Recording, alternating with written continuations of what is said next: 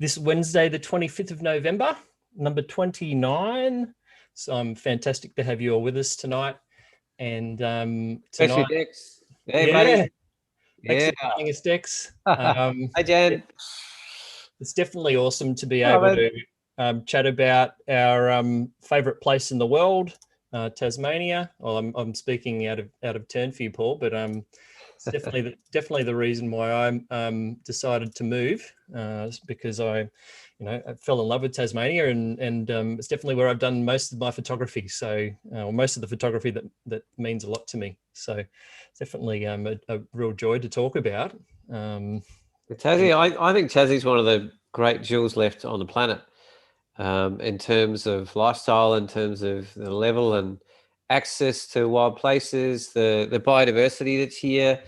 And just, I mean, it's how much, is it 30 or 33% of the entire island is either World Heritage or equivalent? Luke, it's pretty close, I think. It's a huge number, and I mean, you only have to look at a map, which we probably will do in a sec, and you'll really see. You can see basically the bottom left-hand corner of the island is all just wilderness, the southwest corner, and so that is just and it's really like that because there's been so many people in the past that have fought tooth and nail to protect it. So, but yeah, very fortunate that I live on Mount Wellington, so I can literally walk out the back of my house, up the hill, and walk for 14 days and into the southwest and not see a structure. And that's pretty cool, given that it's like 7 minutes to town from my house. So I never heard of Tasmania. I was traveling around Australia, and it's a bit of a crazy, wild story. I won't go into it all, but it was partly love, and I was partly racing away from a ambulance fee. Actually, my partner had to get an ambulance because she fell off a horse, and we had about $9 between us, and I was like, "What do you mean we're going to pay for an ambulance? $1,000? We haven't got any money." And I was like, "What's this Tasmania mania place? What's that? Let's just go there and go bush." And I got a job with my 3 university degrees delivering pizza for $4 an hour, and stayed at a shack with some young couple for 3 weeks and got enough money for the ferry and a one-way ticket and $50, and came to Tasmania 22 years ago tomorrow. No, actually, this week. And I went bush for 3 months. Did the southwest, the Freycinet, the Walls, the west coast, the south coast, and just fell in love with the place. And that's, being a Kiwi, that's saying something, and being an avid bushwalker already in New Zealand, it's kind of hard to put anything in comparison to that place. But it's and as Anthony's just pointed out on the chat, that doesn't mean that you're a local yet, that you've been here 22 years, has it? 25 is a maybe. Yeah. 25 is a maybe. And then it depends where in Tassie you are too. Like if you're living on Bruny Island, I don't think you can say you're from Bruny at all unless you were born there. So there's some places that are pretty funny like that. Yeah, and there's people like Lucky that have just had it. It's found a place in the heart a long time ago, and he finally changed his whole life to bring it all down here. And mine was a little bit more Escapee. fluid, shall we say? And no, I never got caught with an ambulance bill. It's still floating around somewhere. No, this is going on YouTube, right? Yeah. Public And domain. my name is Bob Johnson.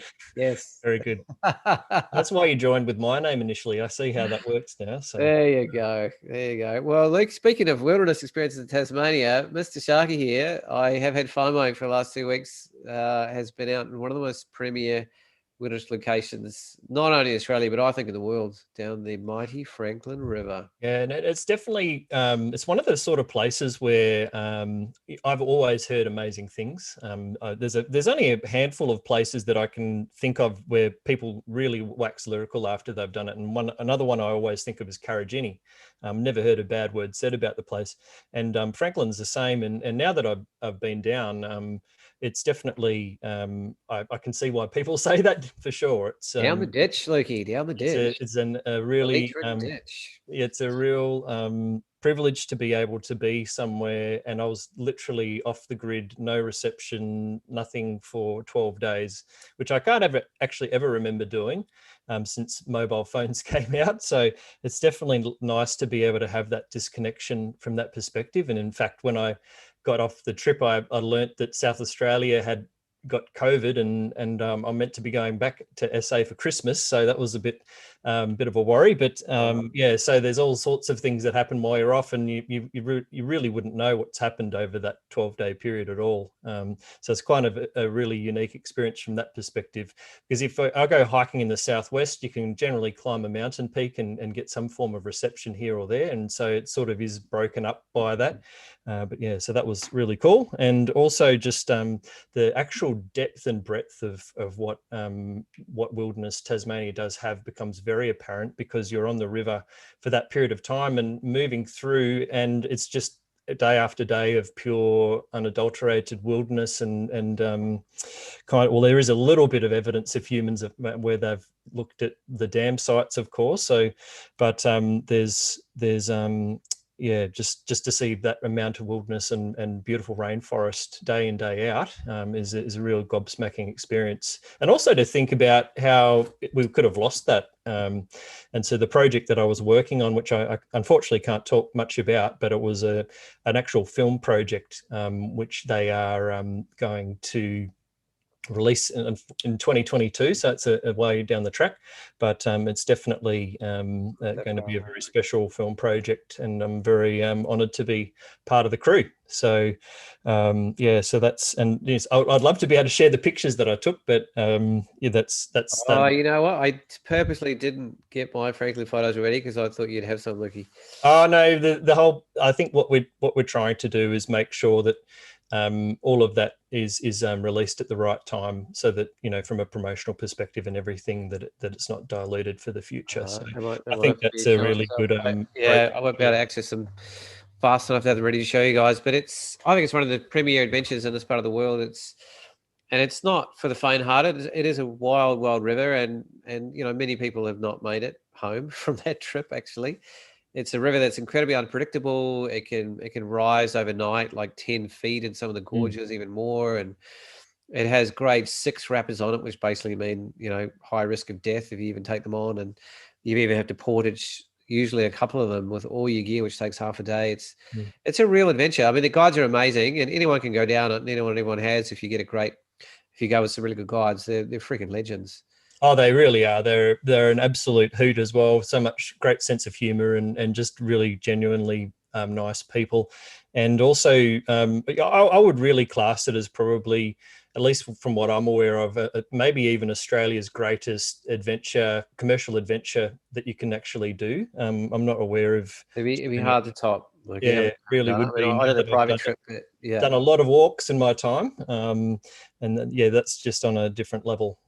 Just especially because how long you are away. But yeah, so it's really interesting, and definitely would recommend anyone that feels up to it to give it a go. I went with Franklin River rafting, but there's also Water by Nature and a few other operators that do various trips as well. So it's definitely worth looking into now that everything's starting to open back up again, and it's a good time of year to do it. I don't know where Paul's gone, but that's all good. So I think my nice cushy pillow to sit on, Lucky. Fair enough. Got to look after that tush. So I've if you didn't know already, I actually began soon after that crazy story where I arrived here going bush. I started a career in wilderness adventure therapy. So I actually spent 17 years working as a professional guide all around Tasmania in remote areas in the north, south, east, west, you name it. And so, and as well as doing private trips, as well as being a landscape photographer. So I managed to cover a lot of ground in Tassie. And I just got visited today by someone that makes me look like I've hardly touched the place. And that's Mr. Grant Dixon, who Luke got a visit from, was it yesterday afternoon or? Oh no, Grant came around today as well to drop off his book. Some viewers that have been around a while might remember Grant from quite a few episodes ago when he was talking about Winter Light, and his book's actually out now, and he's for people that live locally in Hobart, he's actually delivering it in person, which is a really beautiful touch. And I believe that he's looking to get to the mail orders tomorrow, so that it shouldn't be too far before it's in everybody's hot little hands, which is pretty awesome. Yeah, I left my copy upstairs, Paul. So yeah, I was just looking for mine. To be able to show it, but I forgot to bring it down. Grant, but it's actually one of the most exceptionally produced landscape photography books I've ever seen. Like he went to the nth degree and basically handed every single one with some of the top sort of printing people around, and Yeah, well, he paid all the actually, extras. Simon Olding, who's also been on our show earlier, what was it? It was our second show, I think Simon was Yeah, on, something like and that. about printing. And so Simon actually helped Grant with the color management and that sort of stuff. So, and he's also the printer that both Paul and I use. So it's a nice link there. It's a nice touch from Grant actually hand delivering. So as you, if you hadn't seen already, he's definitely probably walked more of Tasmania than just about anybody alive, and possibly anyone ever will. There'll be a few exceptions, but not many. That's literally been his job, is land management and extreme kind of remote area track management, and sort of on a level that, I don't know, he's made of steel, that man. But anyway, so to have him come to your door and hand deliver a signed book is a bit of a privilege. But I'm lucky he lives 1 minute down the road from me. Anyway, Tasmania. So No, Licky and I haven't sort yeah. of. I kind of suggested some of the areas that I was going to cover. I'm not going to cover everywhere, but certainly some of my favourite spots. And I'm probably just leaning on some of the most recent work, and work that I've actually, a lot of it I haven't actually shown anyone. Yeah, well, I couldn't actually choose a small number, so I've actually picked 10, 10 areas. But I'll obviously go through them, keeping an idea of time and all of that. But yeah, I really tried to narrow it down more than that, and it was just too hard to cut places off. So before we start, we do need to acknowledge that Mr. Monk, who is yes, sadly not here doing his service to the community, which is a bit unpredictable as to when he's going to be called in, and he's got a really huge job on at the moment, quite far away from here. So he's probably saving lives and doing something to make the world a better place. So, but I'm particularly bummed because there's hardly anyone whose knowledge that I'd like to lean on more on the show out of the three of us than Nick's. Yes, definitely, definitely a bit of a bummer for sure. So But we've I'm got to sure channel a bit of monk yeah, and I knowledge. think we'll definitely have to have something similar down the track, or maybe even have Nick as the actual Nick guest, Monk show. Why not? yeah, and do that where we can get a bit more of that, which is I'll probably grill him to bits on an interview. He'll love it. yeah, I know. I'm looking forward to that already. So I think that's been decided now. So he's got that to look forward to. Yeah, somebody sent him a cheeky message. Yeah, there you Nicky, go. do you want to start with some sort of map? Yes, I've just got one here ready to go. So I'm going to just bring that up. If you give me 1 sec. Let's see if I can work this contraption. There we go. Which screen do I want? That one there. And we'll share that. Hopefully you can see that map of Tassie, which is also a very bad euphemism, but we won't go there. So yeah, this is the magical place, and obviously that's where we are at the moment down in Hobart. And I guess for most people that visit Tasmania, there's probably maybe 3 or 4 very, very frequented places. And that would be, I think, what's number one? I think number one might be, it's either Cradle Mountain or Freycinet. It's always between those two. And then Mount Field and also Port Arthur. I think they're probably like the big 4 sort of spots that people generally tend to go to. And so we've got on this map, Port Arthur is down on Tasman Peninsula. We've got Coles Bay on the east coast over here, Cradle Mountain over here, and Mount Field is down here. So, I mean, already all of those sort of popular areas are quite spread out, but there's so much in between those places that a lot of people don't get to. And I don't think it's because that people are lazy to get there or anything like that. It's just that when you come to a place as special as Tassie, you really want to see the very special places, and there's nothing, I mean, that those places definitely are very special and very, very beautiful. And it's sort of hard to take in everything that's there. In fact, when I was talking to Grant Dixon just before, sort of acknowledged how there's really a lifetime's worth of work here in Tasmania if you're a photographer, because even if you somehow miraculously manage to get to every corner of it, you'd still want to go back in winter or a different season, or if something else was flowering, or do you want to capture it with the Milky Way or aurora? So, I mean, there's so many different permutations and ways you can photograph these places that it's really, more than a lifetime's worth of work just to shoot around this place. And that's definitely one thing that makes me so excited about living in Tasmania as well. Yeah. So did you want to maybe start, Paulie, with some of your spots that you were going to talk about? Right. And then yeah. I was just doing a sneaky trying to put together. I just thought of another one, and I was just doing a sneaky trying to find some shots. You heard that I had 10 and you're like, oh geez, I had a bit more. Yeah, I was like, I gotta step this up, guys. Geez, where to start? That's what I found hard. Well, I'll start with a classic that I actually Lukey reminded me of recently. I should probably share my screen. How about that? Mariah? Well, that was what I was just about to add in. But I've got Mariah. I needed time to do that. Unless you've got some. I've got we'll go with yours first, and we'll work from there. So if you stop sharing your screen, Lukey, so I can put mine on. Yeah, I was just going to zoom into where you're going to go. Oh, sorry. Yeah. Sleepy Bay. Oh, yeah. Down in Freycinet. So Freycinet Peninsula, it's actually really easy to get disoriented in Freycinet because the peninsula actually faces south. So when you're there, it's very hard to make out which direction's east or west or anything like that. But Sleepy Bay itself, it's got a lot of infrastructure there. So actually, that's probably something we should qualify before we even get into that in terms of talking about locations. Let's do general.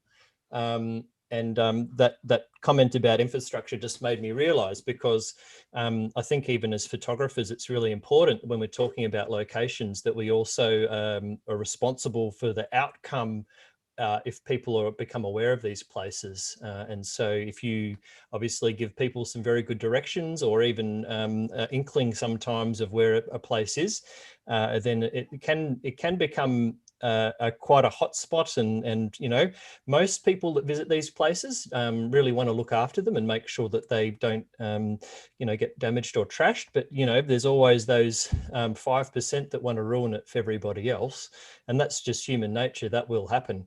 And so I guess the idea is to minimize the amount of information that you provide about certain places, because you just don't know who is actually going to consume that information. And so the easier you make it for someone, the easier they'll get there, and whatever comes of that is what happens. You have any sort of thoughts on that, Paul? We touched on it a few times over the show, and one of the times was with Grant actually one night, and it's going to be an age-long question. I don't think it has a black and white answer.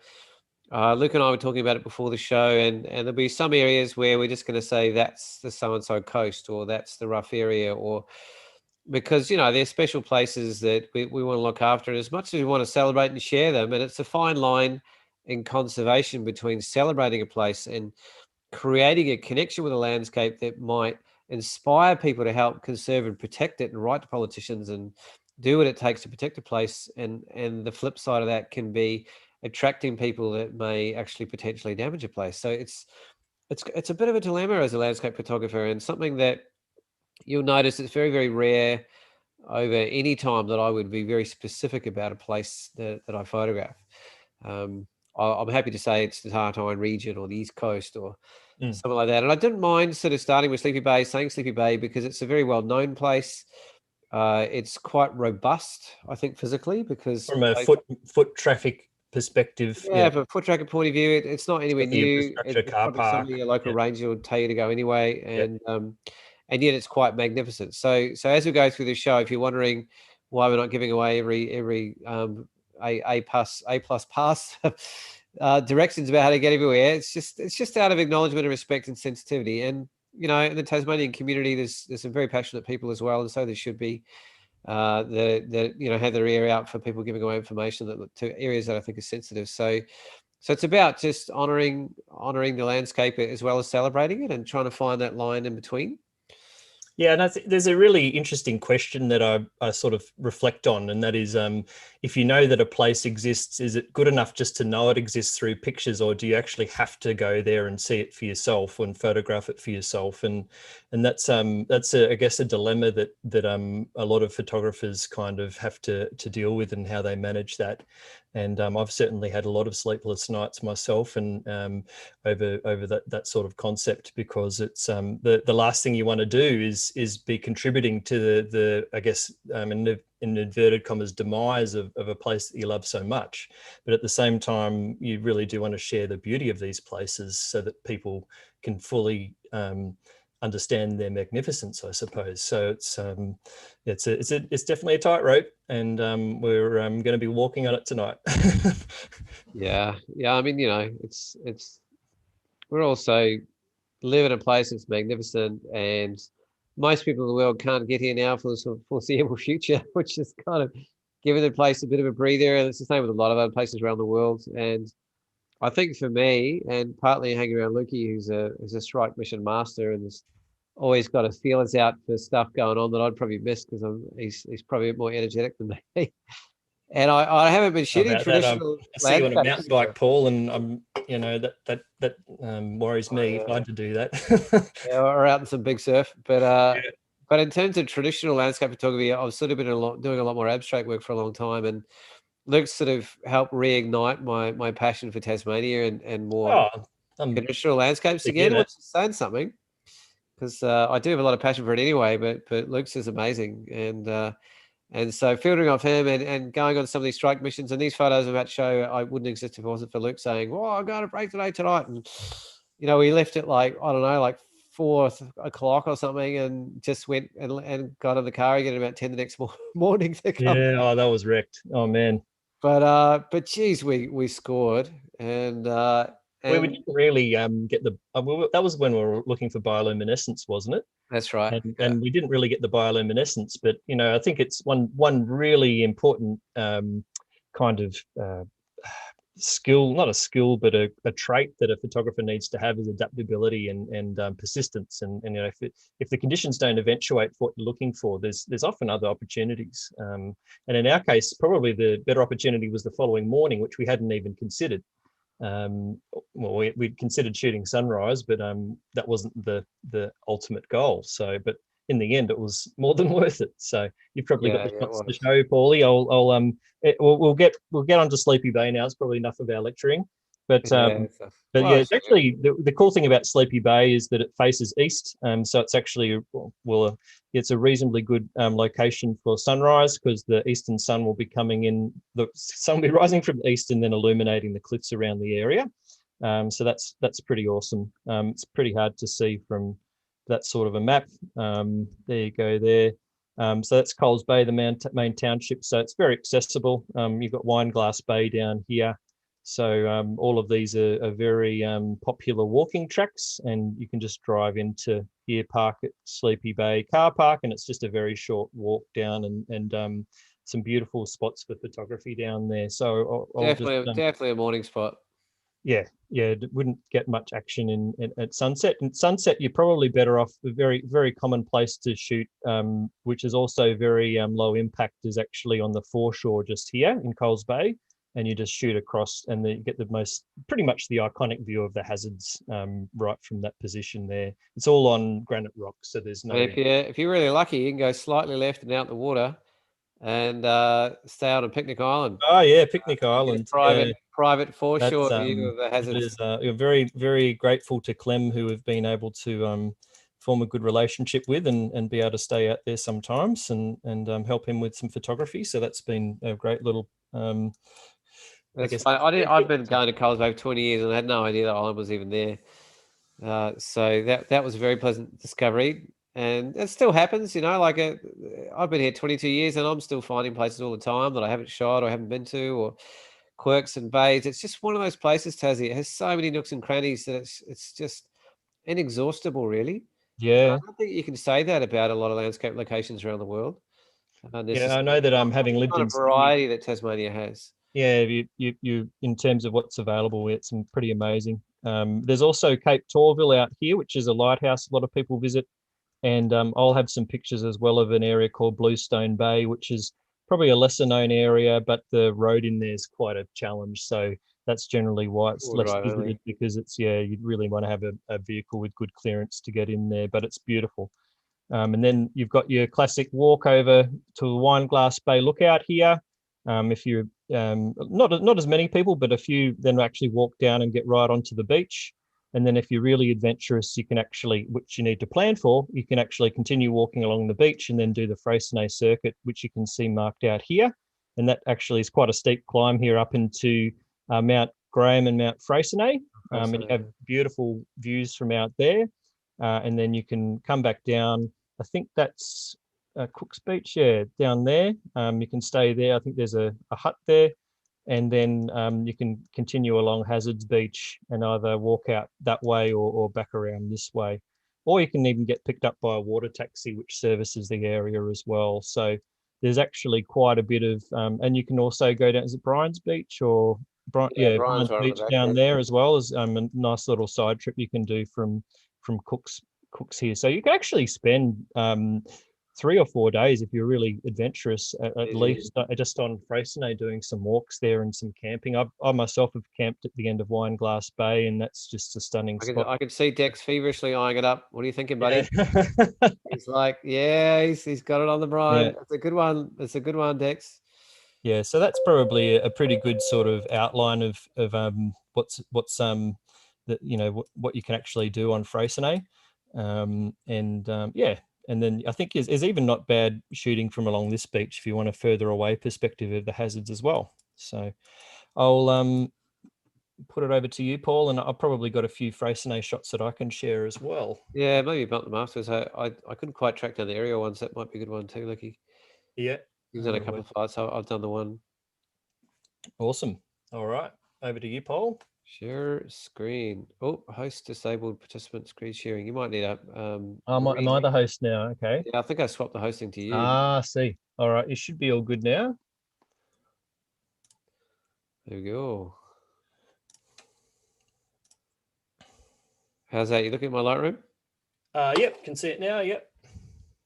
So this image, oh god, it's not coming up as sharp as I was hoping. Oh, there it is actually, I think I took that about 13, 14 years ago. I had a commission to fill the old wool store, 180 rooms with Tasmanian wilderness shots, and it was kind of like my dream job that kind of made me first realize I might be able to live off being a landscape photographer. And this is classic Sleepy Bay. It's a little bit further around, so the traditional places are sort of tucked in around here. I actually sort of came round the rocks and all the way around at about 4 o'clock in the morning with a head torch on and almost fell off 3 times to get to an area that's a little bit further north, so I can look back down along the coast. And this is actually Shooting Island on the end here. Is that right, Licky? I think that's actually still. Or is that like Mount Graham up there, maybe? Yeah, I think sorry. There's another cape across there. Wineglass Bay is tucked in behind here. Yeah. And this is a major hazards wall. One of my friends has put up climbs out here for about 20 years. There's Cape Forestier, or Forester in the back there. There's a classic walk called the Hazards Traverse, which sort of goes up and all the way over the top. And if you're really, really game, you don't mind swimming, you can actually do the coastal traverse around the edge, which I've done some of as well. And there's rock climbing there too, isn't there? A lot of people. Oh, yeah. That's one of the main walls for climbing just out here. Freycinet is famous for climbing. Like the first thing you'll notice is it's pink granite. And literally there's pretty much nowhere else in Tasmania that has pink granite except for maybe Flinders Island and some of the kind of northeast corners of Tassie. So there's this kind of geological strip that runs through all the way from Wilson's Prom, actually, all the way through to the northeast tip and the Freycinet area of Tasmania. So it's quite unique in that regard. And this was literally on the way up on the strike mission with Luke. Sorry, it's playing silly buggers with me. Oh, you got some. That's one from there. Awesome. So this is actually Dolphin Sands. We basically realized we're too late for the sunset. So you can see the hazards in the background. And Dolphin Sands is a beautiful little community that you can just literally drive down the beach, and we just caught a few rays. But it gives you the sense of how it thins out and opens out along there and spreads out sort of along the coast. It's a very long, sort of thin peninsula, really. There's definitely a lot of like, even though people go to Freycinet and they'll shoot the really standard composition, there's actually, if you're willing to explore a little bit, there's plenty of other interesting angles to shoot the area from as well. So we came down that night for the bioluminescence, and to be honest, I think there was a lot of bioluminescence, but the night before, when we'd heard about it, was really stormy, and it stirred it up, so it just looked like it was absolutely everywhere. It was on fire, and when we got there, we couldn't see a glimmer, and it was from a very large area. So basically, what happened, it was so still, there was nothing to agitate it or to stir it up whatsoever. So it was actually a really beautiful night, though. I mean, it was in a terms gorgeous night. to be out there shooting, it was a little bit chilly, but other than that, it was just very yeah, it was just calm. I was trying out a few of the boys' wider lenses that I normally had. And I don't do as much astro as Lukey does, so I was having a bit of a hand. I think there's the boys on the end there. There you go. It's my first hand at about a 9-image stitch or something. Wow. Just give you a sense of Sleepy Bay, which is literally a drive down from the car park. It's a lot of people have weddings here and all sorts of things, but if you haven't been, it's well worth a look. Honeymoon Bay, yep. Yes, come on, Lightroom, be nice. There we go. So again, beautiful rock structures, gorgeous color, pops of orange and green, both, you can see the foreshore on the lower tide. You can get a lot of color from the different seaweeds that grow there. The water's a stunning color most of the time. And here we are at Sleepy Bay. So it's, just follow your nose when you get out there and be careful. There's some very steep drops and there's nothing stopping you falling in apart from your own common sense. But it doesn't take very long, just 5 minutes from the car park, and you can find areas like this. And sometimes there's rain. You can get a little bit of rock pools in certain sort of areas. There's a good place to practice your focus stacking, probably. And we're just lucky with the most absolutely magnificent morning I've had in a long time. Probably one of the best mornings I've had out there. Yeah, it was a cracker. It was absolute cracker. And it was one of the few times where I looked at the forecast and Lukey said, "Do you want to do it?" And I straight away said, "Yep." Yeah. Because you got to drag me pretty hard sometimes in the mornings, Lukey. You're not a morning person, that's for sure. Yeah, I'm an expert sunset shooter, but so it's really refreshing for me. So you can shoot wide, you can shoot long, you can shoot square. It has the capacity to handle any sort of format, really. There's a lot of intricate. These are the more classic kind of line shots that I was going for, rather than sort of details. You can see the main wall, hazards wall there, where I was talking about, you can do the walk over the top, or you can do the traverse around the side, or you can head out here and do some proper rock climbing. And that's the peninsula sort of heading on down around the coast a little bit. Beautiful sky that morning. It was absolutely glorious. And it just moved through such a big color range. So these are all shot within an hour and a half, maybe. In fact, most of these shots are probably actually within half an hour. Because the light changes pretty quickly. You definitely want to be there pre-dawn. And that's, just catching the first full rays of the light on the edge there. And depending on the time of year is where the light hits first. Because I've actually been here in winter and the light doesn't get in here at all. So I found out the hard way that, that was pre-mobile phones and pre-apps that told you the angle of the sun. And I just heard about the place about 18 years ago, and I literally stomped around there and camped somewhere at like 2 a.m. and got up in the morning to get the shot and realized I was there at the wrong time of year. And the shot I was after just didn't exist. So again, playing around with different compositions. There's a few little islands just off the coast here, which are nice to include in some of your compositions. I think I started sort of slightly north and moved to slightly more east as the light came around. But classic rock shells, beautiful structure, lots of lichen, huge amounts of color. And then, just mapping that transition, the early light's sort of just gone, but there's still, still a lot of features around to work on. I was playing around with, 6 stop, 10 stop, 15 stop as the light sort of changed in terms of just getting some sort of movement, because there wasn't a lot of wind going on. It's quite a still day, so it's hard to get sort of movement in the water. But it's as far as rock shells go and rock structures, it's right up there, I reckon, with some of the best that you can access from an easy perspective anyway. Yeah, like, it's really, really sort of striking spot. Anyway, that's my little taster from Sleepy Bay. Yeah, I might switch. I might switch over to just some of my general Freycinet shots, and just go through some of those. So, put the screen on. So, we'll start with this one here. So this one is from that full screen? How do you do full screen again? I can't remember. Oh, that's the one there. So this is the standard view of, or standard, it's the very commonly shot view of the hazards, because it's basically in the Coles Bay Township, and you just go to the foreshore there. But I've always been very keen to photograph the aurora at the hazards, because the geography is that you're basically looking due south when you look at this perspective. And also that actually means it's also quite a good location to do a star trail as well.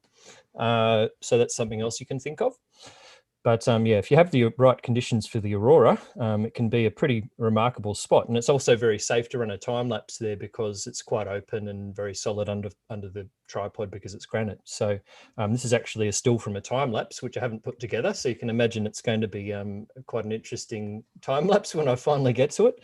But you know, this was under almost a full moon, so you can understand how spectacular this aurora would have been if it wasn't quite so illuminated with the moon.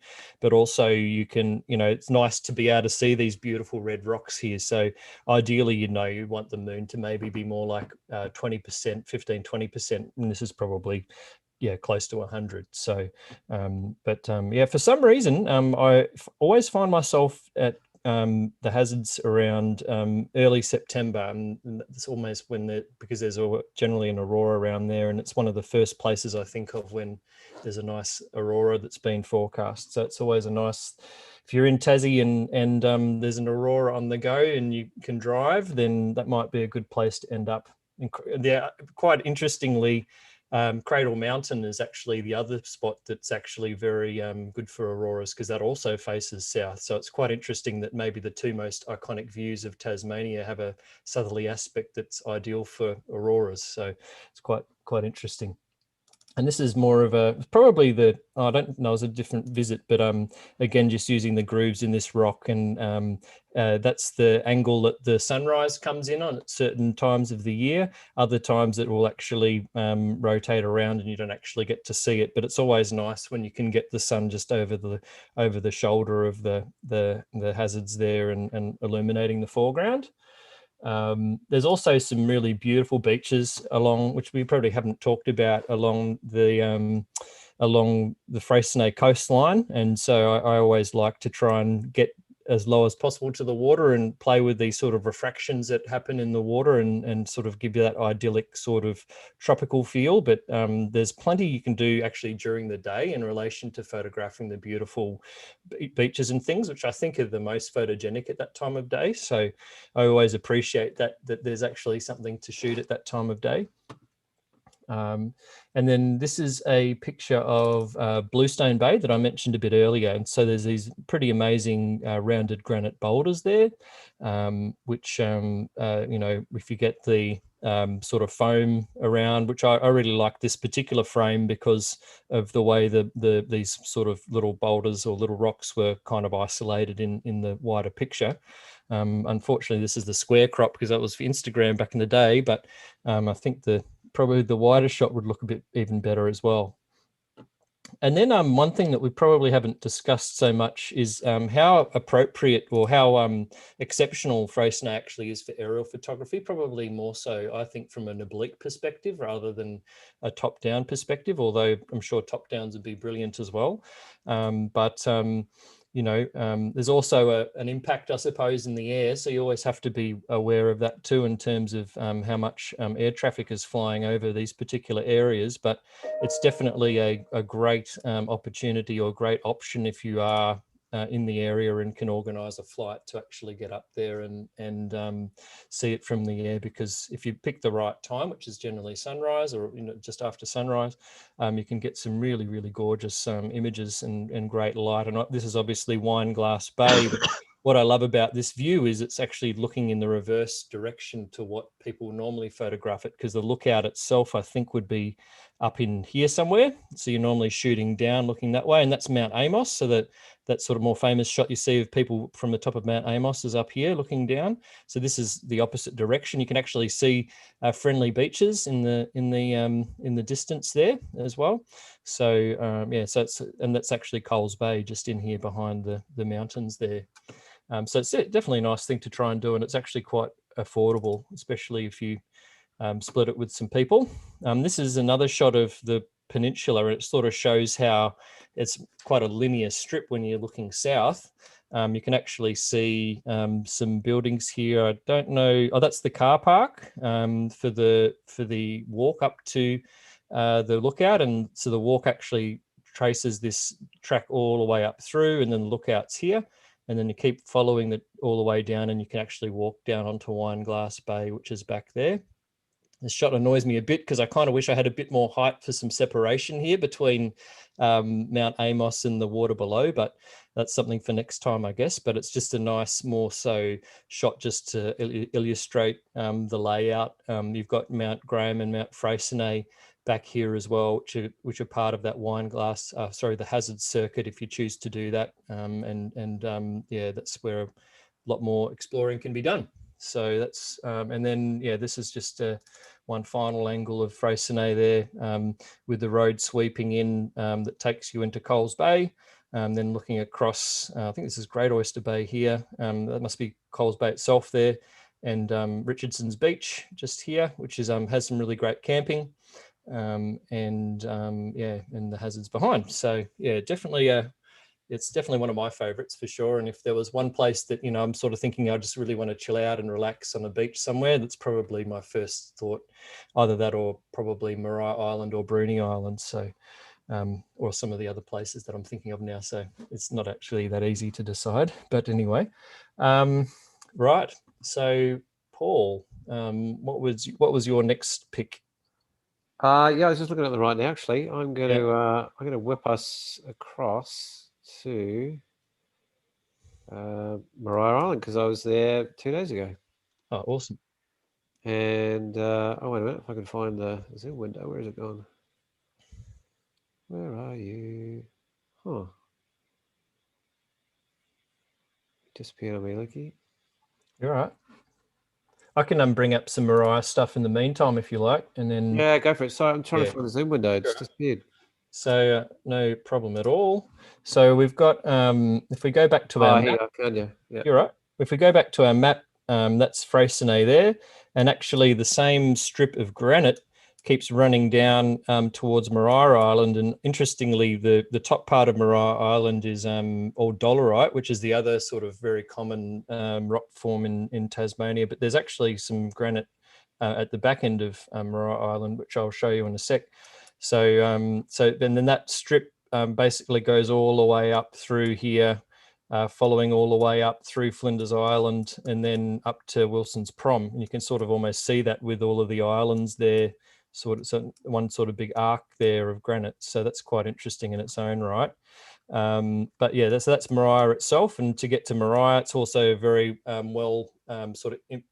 place set up with very good infrastructure for tourists. Flying into Hobart, and then all you do is follow the road out. You go out this way, don't you? Up through, I'm losing it. Up through Buckland and then to Orford and then up to Triabunna, and you actually get a ferry from Triabunna, and then that takes you actually out onto Maria Island itself, which Darlington is the normal destination, which is just here, and you can see there's a little bit going on in there. Very interesting history on Maria Island. It used to be as a penal colony at one stage, and then it was also I think they were trying to grow a vineyard there in this sort of area, and then they did concrete manufacture where they mined limestone from the fossil cliffs and brought it back here. And there's remnants of old silos here where they had the concrete at one point. So there's quite a lot of interesting history in its own right on what happens on Maria, but it also just turns out to be an incredibly beautiful place as well. And there's a really great little campground here just off of the ferry here, where you can camp, and you can basically take quite a bit of stuff over within reason. Of course, they do have luggage limits, but that means that you can sort of camp more, not quite so much like a backpacker, but you can take a little bit more than that, which is always a bit nice to have a few of the extra mod cons available. And there's also accommodation in the penitentiary here, which is quite affordable, but very basic. So, and I guess it's worth mentioning too that there is the Maria Island Walk, which I've done. It's a brilliant brilliant product. And so that's another way to see Maria, and you definitely see parts of Maria that most people don't get to. So it's definitely something else to think about if you wanted to explore Maria Island. So I'll just bring up a few shots of Maria that I've taken over the years. This is just sort of gives you a bit of a visual on how beautiful the beaches are there. This is taken sort of towards the isthmus. If I go back to the map, when I talk about the isthmus, sort of a North and a South Island. Yeah, there's a really narrow land bridge here, basically, that joins the two parts together, and that's the isthmus there, Which is very similar to Bruni. Yeah, it's quite remarkable. If you go down further to Bruni, you can also see that there's also another isthmus there as well. So there's a lot of, I don't know what the plural of isthmus is, but there's a lot of I don't know either. isthmuses in Tassie, actually. And I guess I don't know if this qualifies as one as well, but that's pretty much all sand going through there. So it's quite interesting how it all works that way. Anywho, yeah, that's true. Let's talk about the pictures. So yeah, that's just an example. I believe that shot would be taken sort of in this sort of area here, over here, probably looking back and having. So basically, you've got what's the walk down there? 3.5 hours or something? 4 Yeah, hours? it's quite a decent walk. You obviously always start in Darlington because that's where the ferry takes you, and then the walk. You can see the tracks here if you're going a bit further. I think that's the Maria Island walk track, but here well, no, that is the main track there, isn't it? I can't remember. Along the coast is the big one. You follow the coast here and then keep going down, and that'll take you down to the isthmus. And then there's another track which I'll talk about, which actually takes you out to this area called Haunted Bay, and that's where all of the granite is on the southern end. So it's quite a decent. It'll be a full day walk to get out to there, and then you have to consider where if you're going to camp. The other thing that Maria is fantastic for is actually getting around on bikes. Yeah. Like they didn't used to have any bikes there, but they actually do have one of the rangers has got excited about it and set up a little bike store there. And it is an absolutely brilliant place to get around by bike because it's really full of four-wheel drive tracks and easy tracks, and anyone can ride them. And you can really stretch yourself and get down to one end of Maria and back in the same day if you want to. And Lukey got us up, like we were shooting till some silly hour, then we're getting up at 3 a.m. and jumping on the bikes and riding in the dark across to the fossil cliffs. So good. For everything else, and I was like, "Sleep when you're dead." Luke Sharkey should be the name. Oh man, but it was totally worth it. Remember that? Oh no, it's fantastic. Yeah, and the other major attraction on Maria is the wildlife is incredible and phenomenally accessible. It's like being in a living zoo. Like wombats would just walk between your legs. Tassie devils came and started eating a hole through my tent last time I was there. And the Cape Barren geese, sadly, Lukey, there's not many left. Yeah, the devils are eating them, or the eggs. Yeah, so basically they've put some of the last population of wild Tassie devils with a healthy genus on the island, and it's been at the detriment to some of the other species, including the Cape Barren geese. And they actually, while I was there a few days ago, we just found out they ate 4 of the 5 chicks that had actually been born on the island. And the first time chicks have been born on the island in about 8 years because of the devils, and they finally got settled enough to lay some eggs and hold on to them and hatch them, and then devils ate most of them in one night. Oh geez. So they're saying basically they're basically going to die out. It's one of those biological control sort of aspects where you disrupt the ecosystem and there's fallout. Thankfully, I guess in some ways, I mean, it's not the Cape Barren geese population as a whole is not. I don't know if they're classed as threatened or not actually, and there's not a huge amount around. They're not particularly common, but you do find them on the Tasman Peninsula and obviously Cape Barren Island where they're named from, and even on Kangaroo Island there's some over there too. So but yeah, they are pretty interesting birds, and not too many geese in Australia, so it's always interesting to see them squawking around the place. And yeah, they're in pairs pretty much all the time. They're gorgeous birds.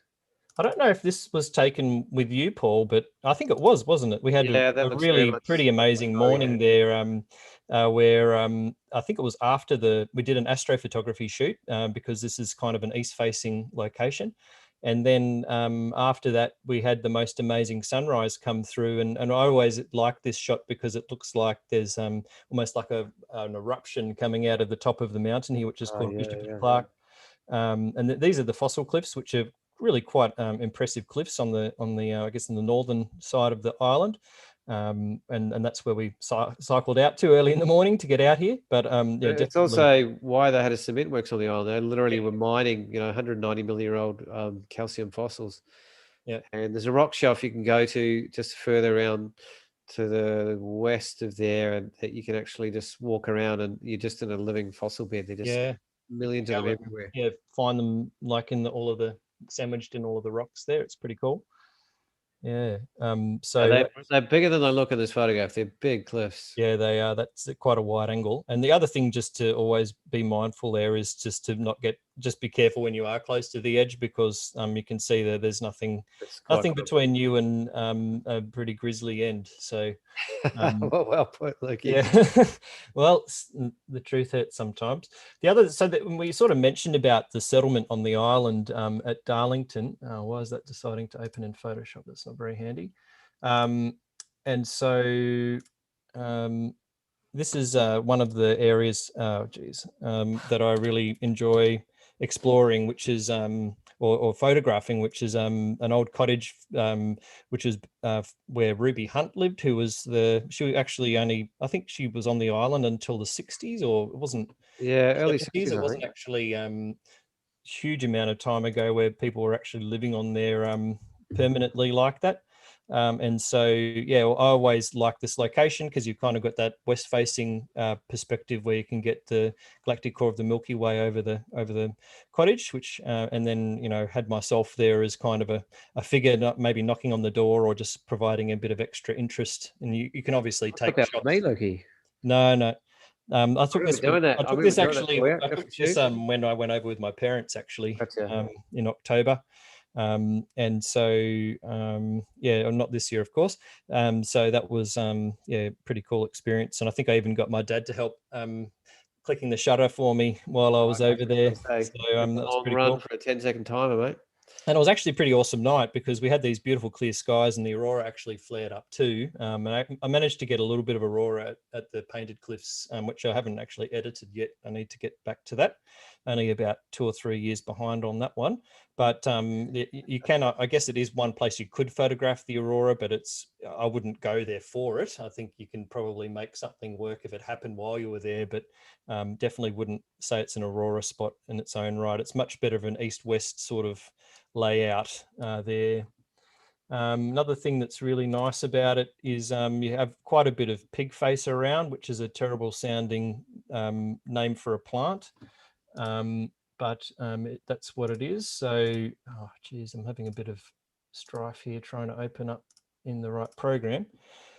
So this is pig face. I call it pig face on the isthmus because it's pretty self-explanatory, but it's on that isthmus that I pointed out earlier. And you've got Mount Moriah there in the distance as a bit of a point of interest in the distance there. And it was a very challenging focus stack to try and, in fact, I think this is the non-focus stack version to try and put it all together to make it work. But I really love these flowers, and if you can sort of find one that's in a really nice configuration like this or layout for a composition, then it can work really nicely.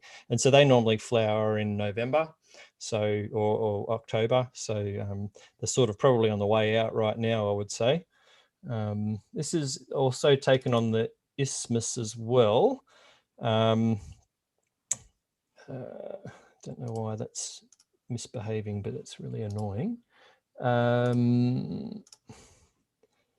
Yeah, so this is where we actually had a storm come over while we're there. So I was there in November. That's why you can see the pig face, and then also November's just like in the upper eastern coast around Sydney. November's the storm time, or we also do get storms down in Tassie, although they're much less frequent and generally don't actually rumble much, but they do produce some really cool clouds. And so I had this scenario, and I'm pretty sure they're mammatus clouds. And then sort of was able to offset that with the incoming wave as well to kind of do a nice sort of complementary lines going there. And then you've got the figures. I think that's Mount Moriah and Bishop and Clark there. I'm not quite sure what that structure is there, but so we sort of have that in the distance too, is a very dramatic and moody kind of shot. So might be shooting island, Lucky. It could be. Yeah, I think that's still part of Mariah though. That bit there. So Oh, it's it's good probably just park then. a lighter, a taller part there. And then the last shot I've got of Mariah is this one, which is on. This is at the Haunted Cliffs, and so this was. I did point that out a bit earlier at the southern point of the island. It's a bit harder to get to, especially if you wouldn't really be able to get there if you're on a day trip on the island. And you do go there if you're on the Mariah Island Walk, which is what when I took this one. And it's the beautiful granite back. You've got the beautiful the pink, sorry, the orange rocks there, and it's a really interesting difference between having the granite here and then the dolerite on the northern side of the island, which is completely different looking rock. So it's quite an interesting transition. And yeah, so and it's actually called Haunted Bay. Well, there's a few theories, but one of the theories is that there's actually a penguin colony there, and if anyone's heard penguins calling in the sort of early evening, they can sound quite freaky or quite scary in a way, or they sort of think maybe the sound of the penguins reverberating around the area maybe made it feel like it was haunted. So who knows? But that was down the bottom down there. So over to you, Paul. Yeah, if you Yeah. stop sharing the screen, I was literally there a few days ago. It's one of those places you can just really short notice go, boom, it's an hour's drive, short ferry, and there you are. And as soon as you get there, there's usually wombats crawling over your feet and hardly anyone around, particularly during winter. I've been there I must have been there 25 times, I reckon, Yeah. maybe more. And actually, I'll start with this one. And the first thing you're greeted by is these concrete silos. And I actually won a gold award, I think about 11 years ago, Lukey, with this one. Oh, right. And the Tasmanian Professional Photography Awards, the first time I entered. And yeah, when the judges gave it 95, and because I didn't know what the heck it was, and there's no description, I thought it was like a dragon's eye or something. But you can actually reach down underneath and look straight up into these silos, and they're just quite otherworldly. And it's literally 5 seconds walking off the ferry. Mm. So I also thought, just in general, like not only the building's interesting for this more sort of industrial kind of photography, but even just as subjects for night photography and that as well. I think there's yeah, a lot of untapped sort of potential there. yeah, I've played around and done some light painting and some flash photography around these silos, which is a really really fun thing to do actually. This is actually shot on the fossil cliffs looking out towards Freycinet. It's actually a long exposure and the full moon of just disappearing between the clouds. It's just a 30-second exposure of moonbeams, essentially. So it's quite a big vista to the north of the island, and I've sailed around there quite a bit. So yeah, this is literally just walking off the ferry. I'll just whip through them one by one. There's your Cape Barren geese. You usually get greeted by. It's usually a pair sort of down the front there. There's usually a couple of wombats within 50 meters of getting off as well. And you're greeted by some of the old structures and the history of the place sort of immediately. And you get a real sense of history and time and the different kind of lifestyles that they had. The shed in the background is full of actually amazing old machinery that gives you a real sense of just how manual and how physical it was, life there and the different kind of It's styles. quite funny, actually, Paul. I popped my head in there last time I was on the island only a few weeks ago, and went into that shed and looked in one of the farm, like one of the old sort of hollowed out barrels or something, and there was two wombats just resting in there, just sleeping Really? on top of each other. Yeah, it was so Oh, funny. wow. Yeah, it was. It's just yeah. I think you shake a bag out and a wombat will come out over there. So yeah. So the ferry's just on the left there. You can just see the edge of the wharf. Those are the silos that we were talking about. They shot up in before. That was the shot I had before. Was literally shooting between those buildings out to here. Now I'm just walking up the road. So literally within 2 minutes of walking, there's just plethora of photographs you can take, and looking back on the silos as well can be fun. I think I popped down just to take the trolley back. I just took a few. So awesome to see how you see the place through your pictures, mate. It's definitely so different to how I see it, but it's Yeah, I wasn't really really interesting. there to shoot. I was just there to have a break, but I Yeah, took the camera along and just grabbed a few sort of there and there. This is actually on the edge of the Painted Cliffs. And the Painted Cliffs that's a are good pretty break. amazing. Yeah. It's a 10-minute bike ride, if that, to get here from Darlington Harbour. Probably 40-minute walk, maybe. Darlington Harbour is just over that hill there. You walk down along the coast, but they are absolutely gobsmackingly spectacular. And I just fluked it, and that it just happened to be dead low tide the minute it was sunset. Luke, you couldn't believe it. So it was the lowest tide I've ever seen, actually. It really does show that blue hour is a good time to shoot there. Actually, just yeah, I would say it's the time to shoot there. Yeah. You get that last glow of the sun Yeah. sort of running through, and you can get the first of the stars sort of start to come out as you nice kind one. of see, and beautiful structures, shapes, lines. It's a bit tricky. You don't really. It's a bit tricky to get around that high tide. You literally kind of have to actually see that little gap there. You're literally going to walk along those rocks there to get and not slip. And it's Probably really not recommended. no. Safety wise, it would not be recommended. So there is a chance if you went over there for a day trip, you couldn't actually get there because of the tides. Yeah, potentially. And they do day trips, and it's still worth doing as a day trip. Obviously, as photographers, we like to get the sunrise and sunset light. And sunset, particularly on the west coast of Maria, is superb. This gives you a bit more of a sense of the scale of the Painted Cliffs, because Lukey's shot was a lot further back on a wide lens, and this is actually shot on an 80mm side on. So they're absolutely massive. And one of the walks goes along the edge through the forest here and all the way up to another big mountain up here called Bishop and Clark, which is well worth going to. There's 360-degree views of the east coast of Tasmania, up to Freycinet and further down towards Hobart Way. And Awesome. it gets windy up there, though, so you don't want to be up there if it's super windy, because right at the top is super gnarly. Yeah. Oh, there you go. Throw a portrait in. My friend Katie, that was in the same spot, actually. I just started saying, oh, why don't you jump in a shot? That's my friend Katie.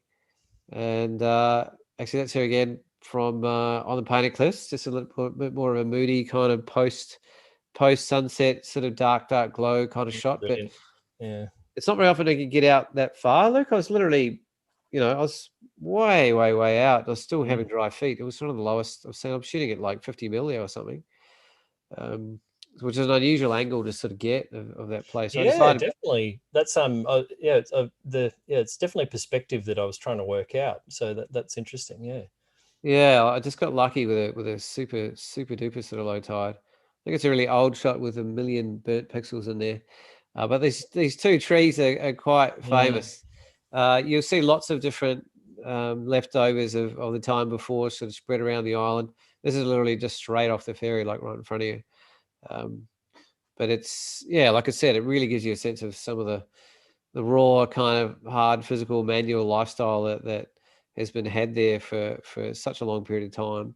I think they had two different convict areas starting, I think, in the early 1830s, I think, all the way like way back at the sort of beginning of Australian sort of era.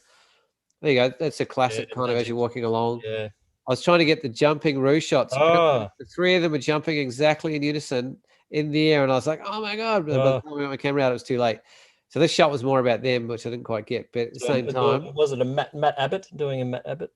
Oh, something like that. Yeah, the guy that did I think he won the Walkley for that fire shot with a kangaroo in it. That's right, he did too. Yeah. But it's the other interesting thing, because on the island there is Forester kangaroos, which are very close to eastern grey kangaroos, and you don't actually see many kangaroos in Tasmania. They're almost all wallabies, and so great boxes. Yeah, so Mariah's a really cool place to actually get some kangaroo shots. Although most people from the mainland coming down to see plenty of those anyway. So these two were fighting each other over the lady here, and she was having a great time watching them just scrap themselves to pieces. If you go in the springtime as well, you quite often see a lot of little joeys around as well, which is pretty cute to photograph. Just caught the last light on that beautiful tree that literally, that light was gone about a minute later. Gorgeous. Is that the same one? It's a different one. Is it? No, it's actually one of these two trees. It's right. the second one in the back, actually, from a different angle. Wow. Sort of reaching out, but it's a very sensual kind of angle to capture it from. I knew I was too late to catch the light at the Painted Cliffs, so I thought I'll use it there. So that's how low the tide was, Luke. There was these really open rock pools, and the shots. That's not just low, but that's kind of like a neap tide or whatever they say, isn't it? It's very low. Portrait of Katie was in between these two features here, literally standing out in the water, sort of shooting that way. And the other earlier one was probably from about here, shooting back this way. But it's well worth walking all the way to the far end and having a poke around the corner. Oh, wow, that's great. I didn't quite. It was well past dinner time, so I just snapped off a couple of quick sort of flash ones just to play around. But I would like to go back, and I do have a really awesome one that I couldn't find on short notice of light painting with a full moon coming up in the background. There's Katie again. That's actually, there's some incredible ruins all around the island, just spotted in really places that you just wouldn't expect. And they're actually really amazing places to do portrait shoots, actually, just because you get that beautiful sort of soft lighting sort of running through. A lot of ambient kind of feel to them. So that's just, a couple of quick ones from a couple of days ago, actually. Oh, you've done well for the amount of time you're there, given that you weren't meant to be taking a camera to start with. So. Oh, yeah, that's, me. I'm quite a prolific shooter, same as you. So when I'm focused. What's next, Paulie? Oh, who's next? Your turn, Lucky. All right, I'll do something. Some of these folders I don't have as much in it as I would have liked to have put in there, but I'll go with the next one being Bridestow Estate, and so I'll just share the screen. Now that Bridestow's it's kind of it's all about timing. So it's a lavender farm. I think it's the largest in the Southern Hemisphere. It's quite an impressive place, and it's up here in north east of Lonnie, in around Nabala, and you can see here it's obviously not lavender time at the time because it's all very you can sort of see the faint purple color there coming through. So that's quite a large area. And so for me, Dex has had a close up look at that, haven't you, Dex? Yeah, he spent a fair bit of time there when I was doing a shoot for a client. I should have a folder of beautiful shots of Dex actually in the lavender somewhere. Oh, come on, we've got to see those. Yeah, I'll have to dig what are you wearing, up. Dex? But for me, it's just a very enjoyable experience to photograph, because the owners are very savvy with their social media, and they let photographers in after hours as long as you ask nicely and all of that. And they know that you're going to put them on Instagram or share them, and that's just going to give them more promotion. So they don't actually ask for a fee for that or anything like that. Normally there's a cost of entry. And so what's the time window for it, Lucky, generally? So normally it's normally really starts to kick off around New Year's and goes through till sort of mid-January. So it's a very narrow window. I think it may sort of go on a little bit past that, but there's always kind of like a peak time, and it's best to get in contact with the farm itself to get some advice, or you can also keep an eye on what's going on Instagram or what people have shot there recently, just to get an update on that. But obviously if you're flying in, it's a bit harder. There are people that fly in especially to go to the lavender. I remember getting off the plane in Lonnie, and there was someone fully dressed in purple with a purple teddy bear, so that I kind of had an idea where they'd be heading. But so that's the layout, and I'll just show a couple shots that I've taken there as well. So it's my friend Danielle at the so they've got this most amazing oak tree there. It's really kind of the for me it's the central figure point of the actual place. And this was a shot for a client, and it's great sunrise or sunset, which is another reason I really love it. And you can get beautiful light coming through in the mornings. It's really hard to know how to handle this one if you let it blow it out or what. But really love the light on her, and then also just the field itself. And just you get that direct light on the lavender, and it just really sings. And then you can also get the nice shading on the side of the tree as well. So at certain times of year, this patch can look better or worse. And so you can actually see in the distance here, it's not quite as good as what you'd want it to be. So you really have to kind of be selective in how you photograph it to make it look at its best sometimes. And you can see here, this part already been harvested. So, in a perfect world, you would have been there before that was harvested. So you'd have that full purple going through. So that all comes down to the timing, and sometimes you just can't avoid that. Like they might have had to have got that before the others, or else it would have been unusable. So sometimes you can't help it, but yeah, it's always nice to have a look. And this is another one which is much wider angle, but taken from a similar location, just sort of more so using the sun star shining through and really showing how the light can illuminate the lavender like that. And this one was taken on another visit when lower down there was better rows, and so you could actually photograph directly up the row and have the tree a little bit more in a different angle there. In fact, this was a different visit, and that like a different year, and that part was already harvested in this one. So that must be a common thing that they do anyway. Now that I see that, I've never noticed that before.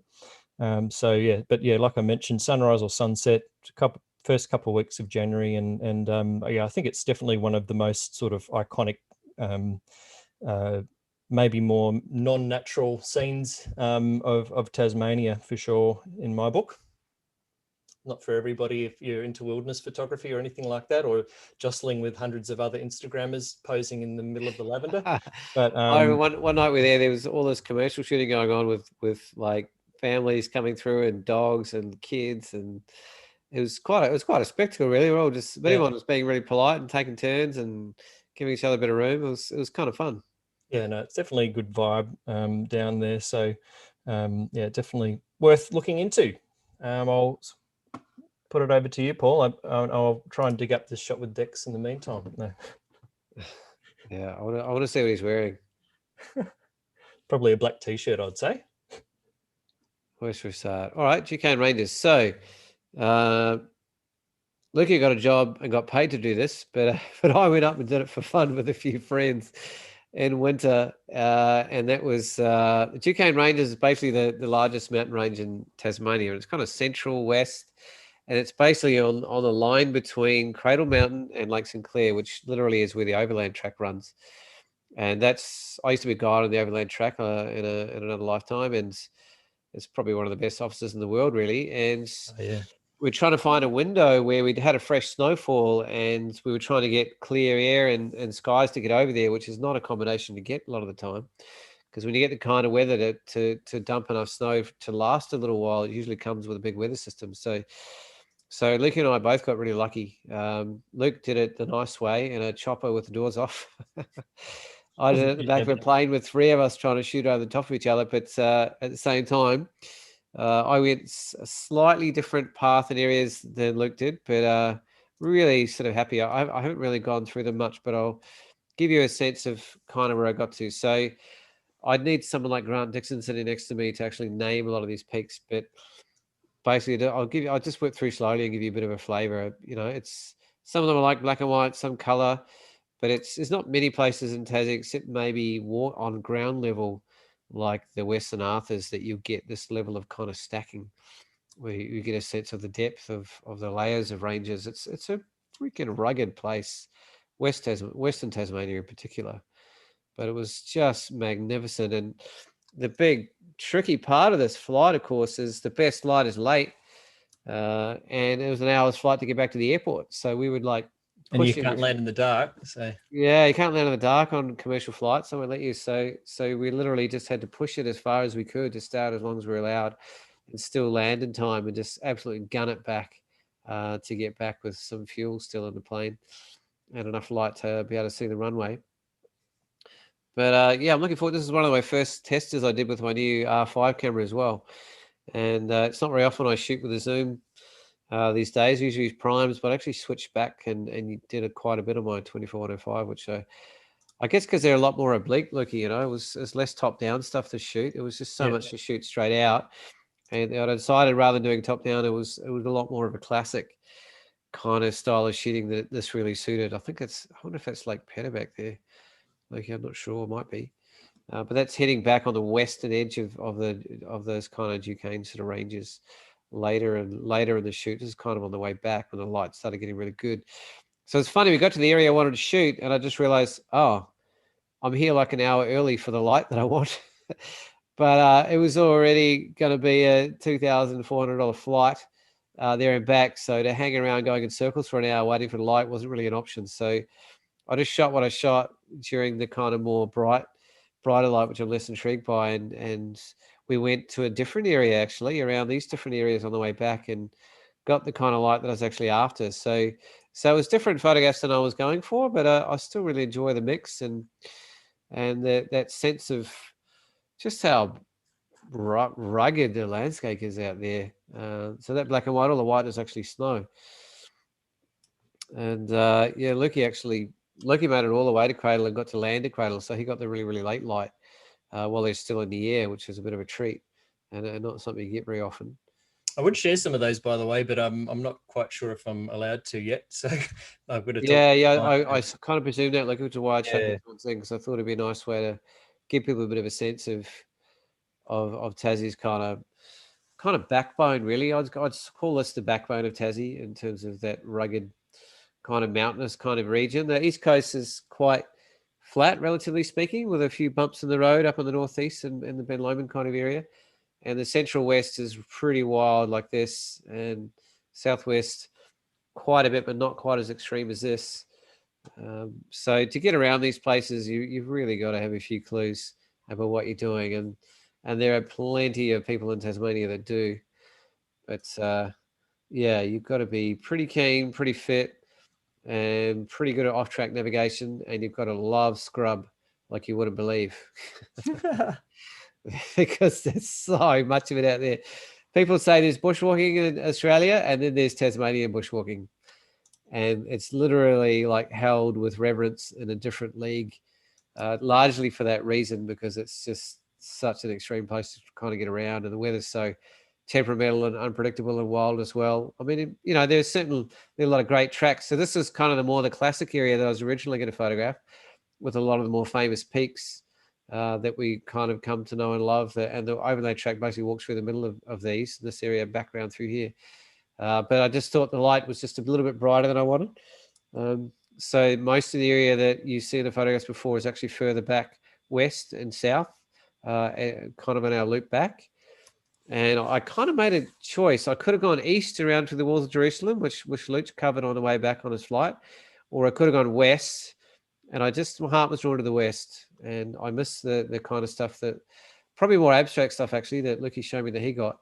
Top down was probably a better spot because it's quite a flat, open plateau, the walls, relatively speaking. But I still really enjoy the what we got on that flight. That's actually the back of Cradle Mountain up there, which has quite a different look and feel to it from behind. Totally different. Is that Little Bighorn? Is it just there? Yeah, Little Horn. Little Horn, and then the peak of Cradle that you climb is kind of up here around the back. And that's just Cirque. It kind of runs around the outside. It's actually a beautiful walk around here through this valley as well. You can do that in a day from Dove Lake. Highly recommend it. Just playing around a little bit between black and white and color. Take your pick. Yeah, I actually have a few cradle shots too that I'll bring up as well. This is a classic Barn Bluff. Hop past. Not an easy one to get up when it's full of snow because it's fairly steep ascent. But it's a classic feature. Lukey's got a beautiful cover sort of shooting up this line with Barn Bluff at the back. Was that Australian photography, Lukey, I think?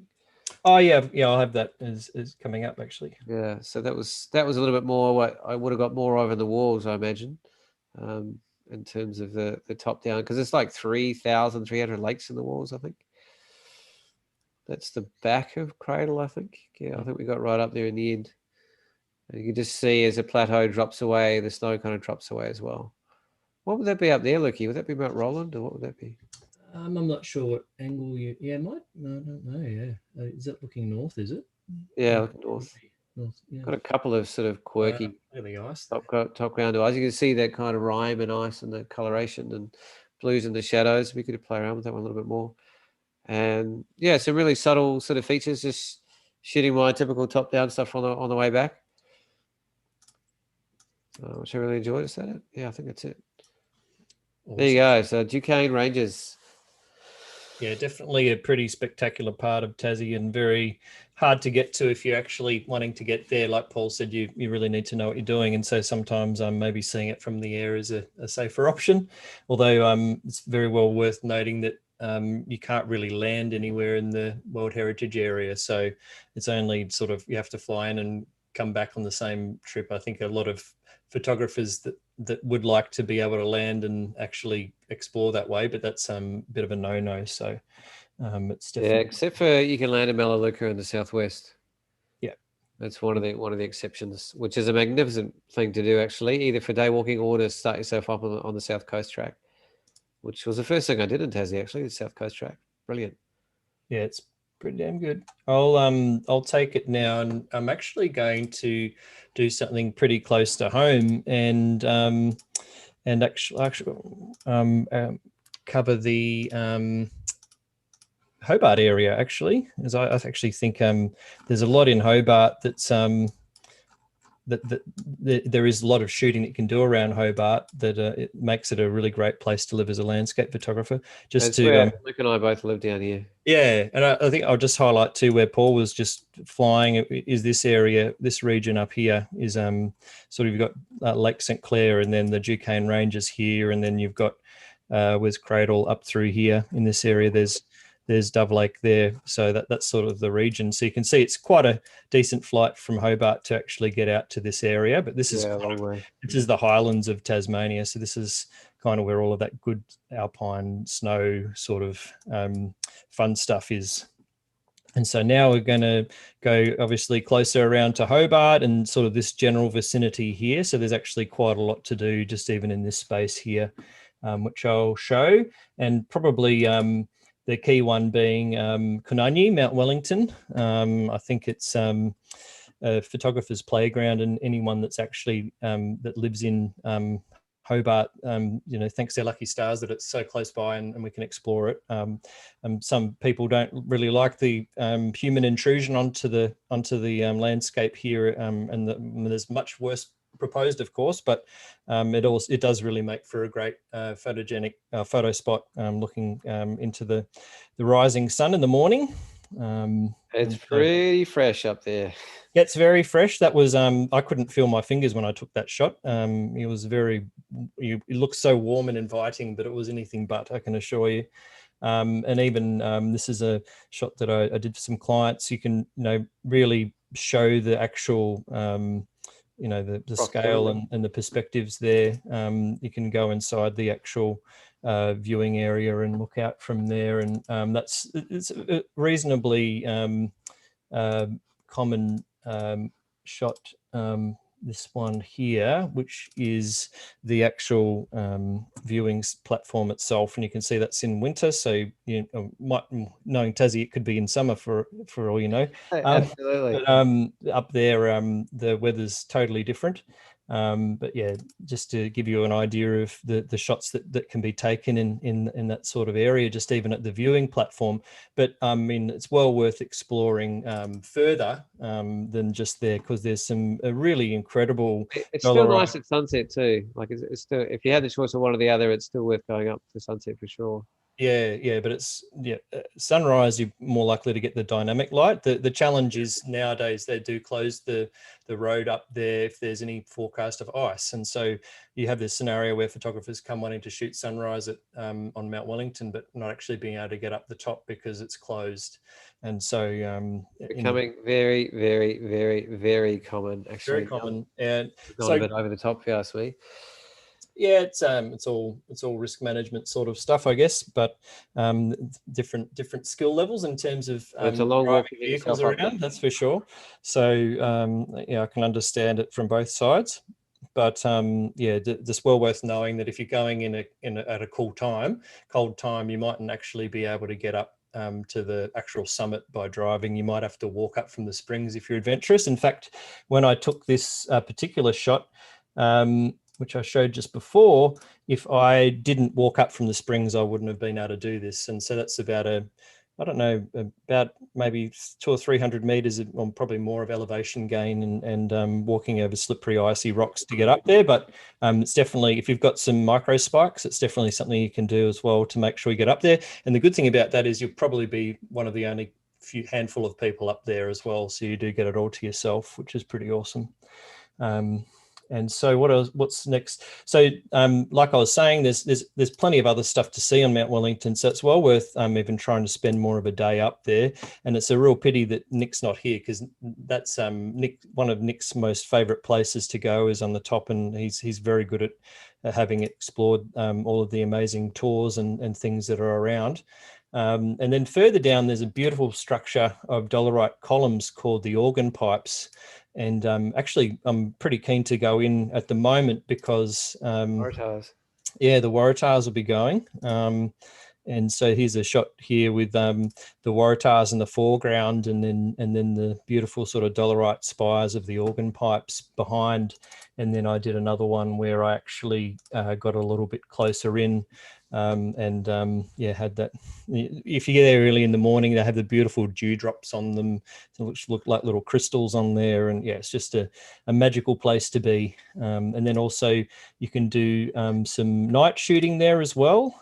If you, again, you have to be careful of the closures and things like that, but it does line up well for the Milky Way in the east. And then also I've got another one where there was an amazing, where's that one? This one here, where we sort of photographed a phantom falls, where the mist was actually falling down the side of the mountain. And then you've got all of the lights of Hobart sort of diffused in the distance by all of the mist and fog that was around. Very challenging scene to photograph. Based on dynamic range and making sure everything's exposed. But yeah, definitely a pretty special moment that I don't know if we actually got locked in that night, so we had to call up the security to let us out. So you do have to be very careful of how long you stay out there, unfortunately. I was out there with Nick at the time, actually. It was a pretty good, memorable time. And then around, this is another one, actually. I've been very fortunate to get a filming permit to actually fly a drone up on Mount Wellington. And I have actually photographed from that helicopter flight that spoke to, that Paul mentioned as well. So it just really shows the scale and how dynamic it can actually be up there as well. So another area that another place in Hobart that's really great to photograph is Cascade Brewery. It's quite an iconic spot.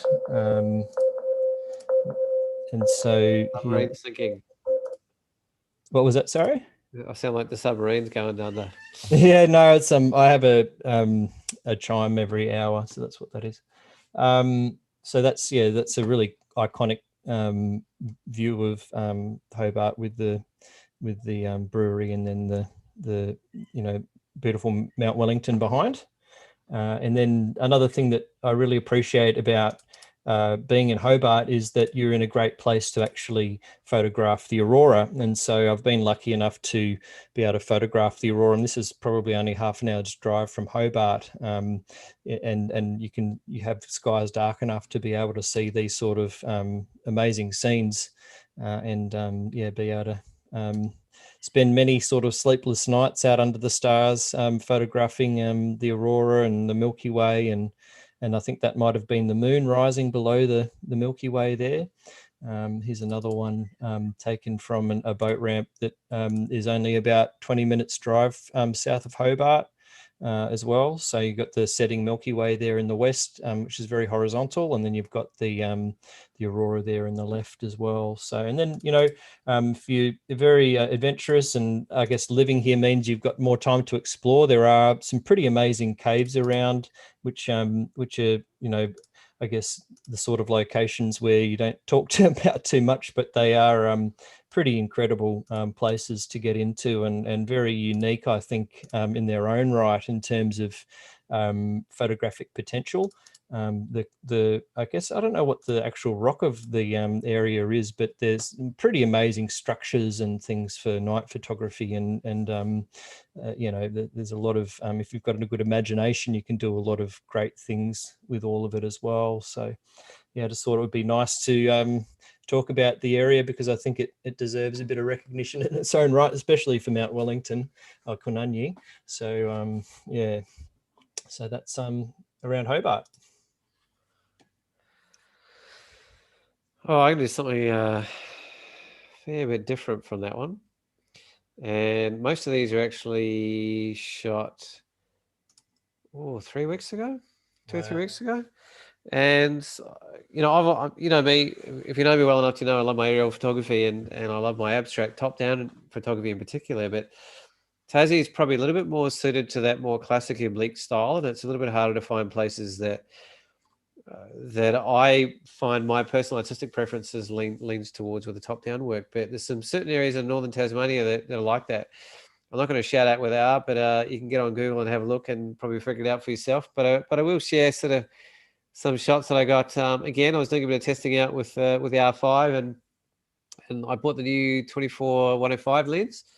And it's been a long time since I've trusted using a zoom lens on an aerial shoot, because I usually want to get the speed. But I was also, Lukey, really testing out the image stabilization, because I was bringing the shutter speed down to like 200th and playing around to see if I could get shots, and I was still getting sharp photos. I couldn't believe it. Wow.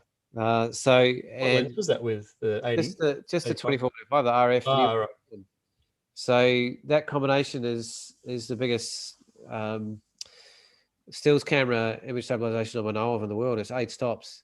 So I was like, all right. This happens to be a really ideal focal length range for aerials as well. Yeah, well, I haven't used it for a long time, and I gambled and shot the entire flight on it, basically. I did have my 85 with me as well, and I thought I'd swap between the two, but I kind of didn't. I shot the whole lot on this, and I was up in the air about 3 hours, and I've got an old sort of basically retired pilot that occasionally grumbles out of bed to take me up to some weird places. I had no idea what I'm doing. He's a real gentleman, and he puts up with it. And I've been up with him probably 3 or 4 times now, I think. And I've done a lot of the commercial work up in that part of the state as well for Osborne Aviation, doing a lot of chopper work. And I've got some really awesome stuff from them, but they're on a different catalog. So I just thought I'd just share some new, never before shown material that basically no one's ever seen. I don't think Lucky's even seen these.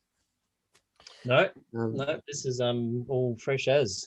Yeah, fresh as, bro. So you finally here, folks.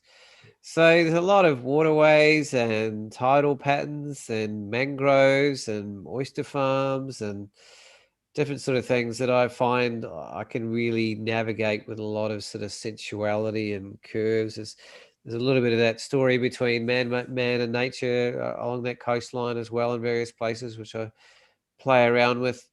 I almost landed on the shoot because just as we took off, it was like cloudless all day, and I really wanted the bright light to light up these waterways and to really bounce the light back off what would be underneath the sand and just make the place glow. And this patch of cloud just came and sat on the sun the entire flight for 3 hours. And I've been planning it all week, and I was like, you are joking. And it didn't move any further and didn't go any further back. It just covered all areas I wanted to shoot. And if I was in a chopper, I probably would have landed. But because I was in a little microlight, I decided it, plus-wise, I'll keep going. So it created a much more subdued, subtle kind of tone. That gives you an idea of that cloud structure that just came in and just sat there. That's probably the only wider sort of shot I've sort of got to give you a sense of the kind of stunning waterways that are up there all along the north coast of Tassie. And they're not super hard to find, but they're very different every time I've gone up, with both the light and the tide has a huge impact as well. And the angle that you're shooting from in terms of what lights up or what reflects or what doesn't really sort of stands out in quite a different sort of way. But it's got a real wide range of color palettes through it, and little patches of color, beautiful teals and aquas, obviously, through to some oranges and yellows even. The sand structures change quite a lot. So this area was completely different last time I was there. It was very jagged and rough, and whereas here it was very smooth and sort of curved, but still kind of visceral in its own way, a little bit sort of otherworldly. And so it's not easy to create really abstract work from the air in Tasmania. So it's something I've been searching around for a little while. I know Tony Hewitt flew over part of it as part of his Girt by Sea project and got some beautiful images from this area too. So if you haven't seen Tony's work, go and have a look. And that book is superb. It's sitting proudly on my shelf. Girt by Sea. Also look it up online. And yeah, patterns, layerings, textures, structure, swirls, shapes, you name it. It's you know, and I often use longer lenses to isolate certain features and bring them into a more painterly sort of realm rather than a more descriptive sort of realm. So you can sort of go places, and you know, they could be, you know, macro, they could be micro, you know, they could be larger, they could be smaller, they could be from close, they could be from far away, they could be broad, they could be tight. And I like people just to enjoy and play around with the sensuality of the structures rather than the literal kind of interpretation of what it may or may not be. And so it's quite a subdued sort of shoot this was, but it still has a nice soft kind of sensual sort of feel about it. I think that lighting really kind of played to quite beautifully. Yeah, just soft and sort of open and sort of elegant. And I was shooting material. I'm represented by a gallery in the Northwest, and I wanted to get some material that was from the area um, in order to kind of slip in there a bit more regularly. I just sent off a couple of big prints up there this morning, actually, to the owner. I think that was the end of that particular flight, and I did a couple more. Oh yeah, I'm going to do some more work on that one. That's a cracker. Oh yeah. Cracker, mate. I don't know how you describe what that is. But that's probably a more literal idea of some of the waterways that are up there. That was sunset, I think. Magnificent lighting. So I don't mind when it's, you know, the top-down aerials. I mean, it's almost like you don't have to worry about what the sky's doing necessarily, instead of trying to get sky structure. And sometimes it's quite beautiful playing around with that. This is a side-lit kind of late light kind of shot, but I also went back and shot it again in broad daylight to get those with some polarizer actually this time, Lukey, to get some more aqua sort of blues. This is still a late evening shoot, I When you think. get those ridges in the tidal flats. Yeah. Yeah, which wouldn't quite be there without that side light. But areas like this open up a little bit more that are underwater, sort of in the higher light, when it's just sort of stretching around. But it's sort of an area I'm going to keep coming back to and keep shooting. And every time I shoot it, I really enjoy what I get most of the time. I probably would have preferred that sort of highlight for the particular shoot that I wanted to get. So maybe I'll get lucky next time. Got to sell some prints first, so I can afford to go flying again. It's funny like that, isn't it? You just you get the money in, but then you just reinvest it back into the thing you love. So that seems like the most I've done that appropriate thing to spend it on. for 20, 25 years now. Pretty Yeah. familiar with the cycle, but and yeah, I spent a lot on camera gear and computers this year. It was kind of like that time for me to upgrade. My cameras are getting pretty long in the teeth. My computer was 6 years old. It was time to just do everything. So it's been a big spend out sort of year for me. But again, you know, I probably wouldn't have done the shooting at all for these most of what I've shown you today if it was a regular year, because I wouldn't have been here. I would have been racing around all over around Australia and maybe New Zealand, maybe in the States doing a few things. So it was nice to sort of come back and just really get stuck into Tassie again. And since it's opened up and it's been really easy for us to get around, it's been an absolute treat. And again, I've got to thank Lukey a fair bit for getting me off my butt to get out to some of these places. That's all good, mate. This is when I went up to do my commercial drone license, Lukey, on that All trip. right. But probably, 3 weeks, I don't know, 3 weeks ago, maybe longer now. Is that when you were staying up there with Phil? Yeah, Mr. Phil O'Neill, nobody like him. And the Yeah. known universe, legend of the Northwest. All right. Well, hey, should we switch over to something different? Why not? I think you'll like the next one because, well, hopefully you've liked the other ones too. But this is definitely a place that Paul loves as well as much as I've fallen in love with it, I suppose. And that's not this place here, but Bruny Island. And so I'll just pull up a few shots from Bruny. You know, it's just a really Bruny's about a sort of an hour, well, about half yeah. an hour south of Hobart and then off to the east. Yeah, so if you've got Hobart here, that's the whole island there. Hobart, you've got Bruny's actually quite close in, especially the northern tip here. But then there is a bit of a trip in terms of going south of Bruny and then catching the ferry across to Denny. Is it Denny's Point? I can't remember the name of the point. But and then Yeah. then you come onto the island, and then you get to this sort of junction here. You can either go north and explore North Bruny, or continue south through here, across the neck, and then down. I guess Adventure Bay is probably the biggest township on the whole island. That's where the you've got Pentecots, who do the amazing tours across the amazing cliffs that are on this side of the island, which you wouldn't really see otherwise, because it's just, as you can see, it's just all I guess wilderness in a way. Or maybe it's too close to settlement to be called wilderness, but it's certainly, there's not much tracks or anything to walk through there. But Adventure Bay is great, and then there's a few other little towns like Lunawanna and then South Bruny. That's probably where my favourite area of Bruny Island is. This area, Cloudy Bay, is particularly beautiful. There's a great campground down here. And then you've also got Cape Bruny Lighthouse, which is right down at the tip here. In fact, if you're shooting at Cape Bruny Lighthouse, you're probably in the most accessible place in Tasmania to be able to shoot south, with a really clear view. Like you could be over here lower, but you're not really having a clear view of the horizon.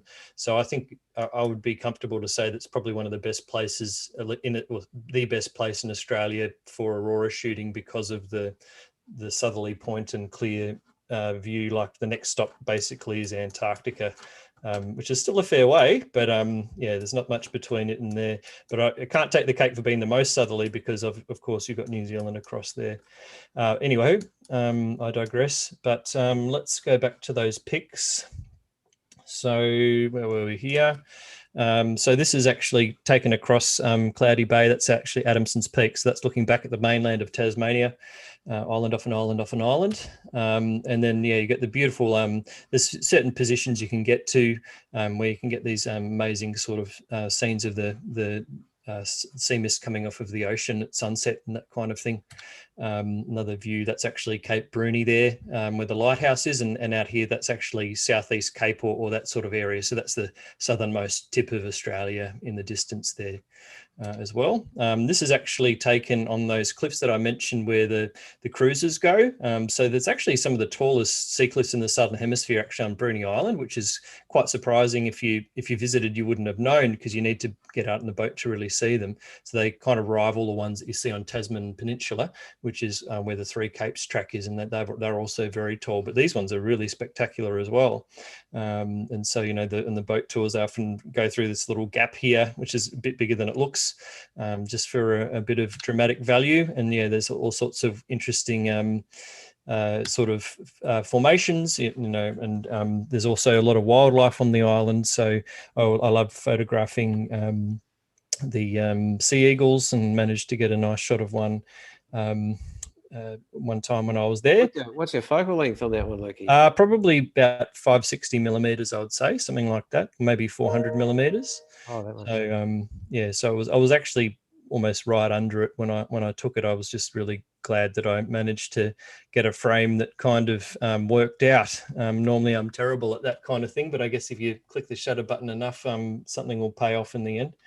And so I think, for me, probably my favorite place of all on the island, although it's hard to choose, is probably Cape Bruny Lighthouse itself. And so you can see it's very, very spectacular if you happen to get an aurora there. And it's, depending on the time of year, you can also get the Milky Way in the shot as well.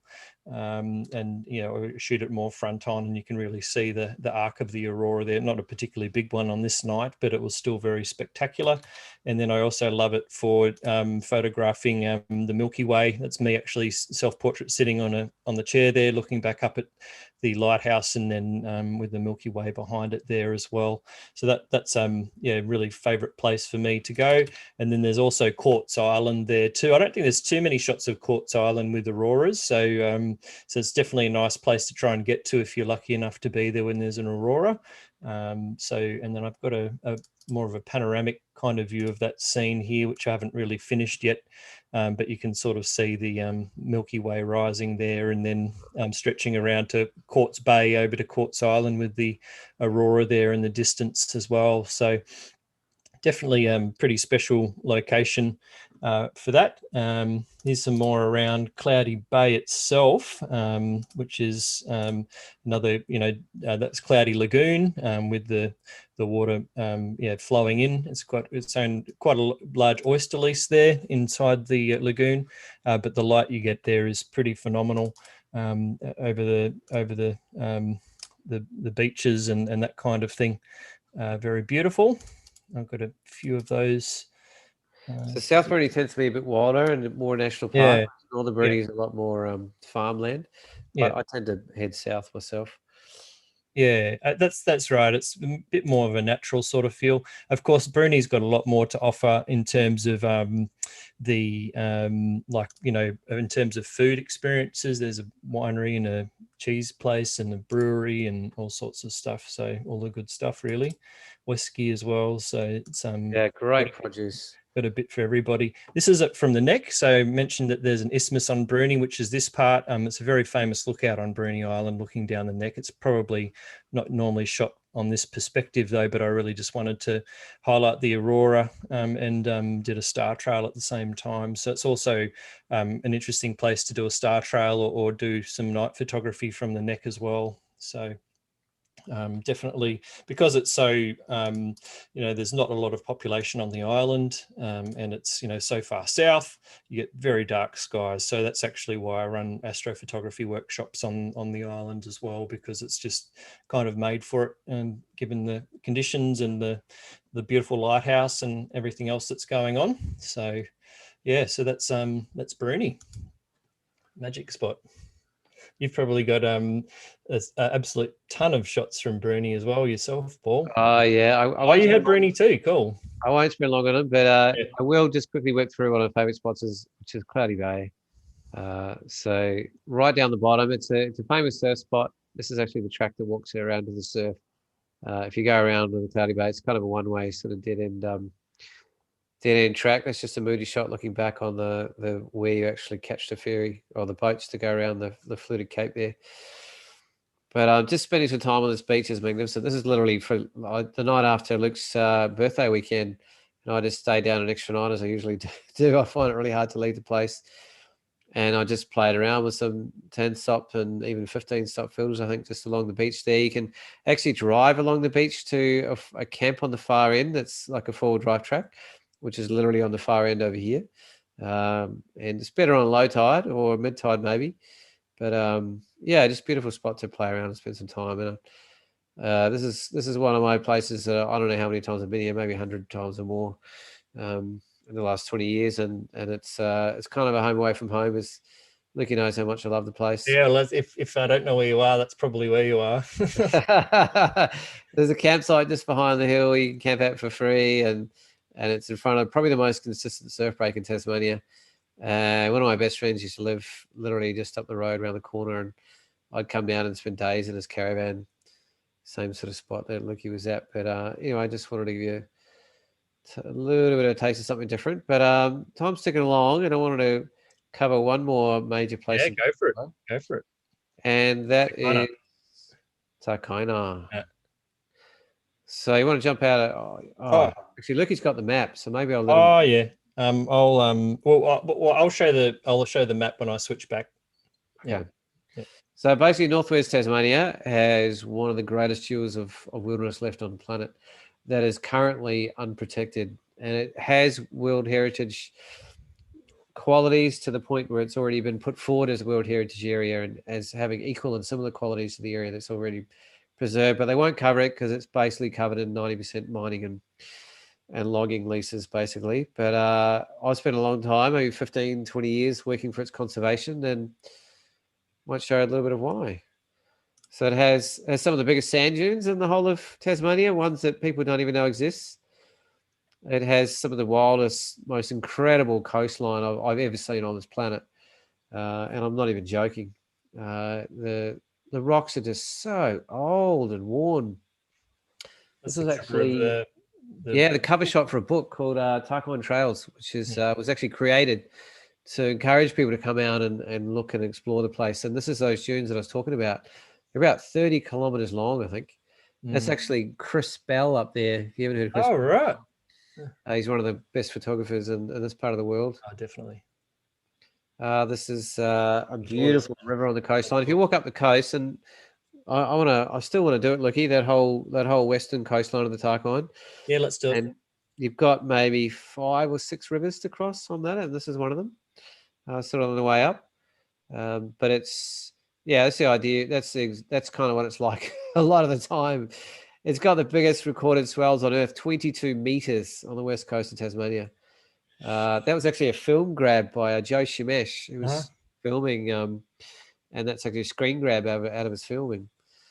But one of the things I love to do is just slow down and spend time with the rock structures in this place. It's just so unbelievably ancient and warped, and the geomorphology there is just like molten lines and angles and lava flows that seem to have just like frozen in certain places, and has a very eerie sort of Tolkien-esque like kind of feel to it. I remember bringing Luke and Dex out here at the same time for the first time. I was lucky enough to introduce them to this area, I think. Was that right, Lucky?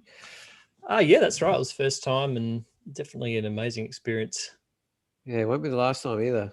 Oh, yeah. And some of that, this is a quick grab of just some ones I got this afternoon, but some of them are older and some of them are newer.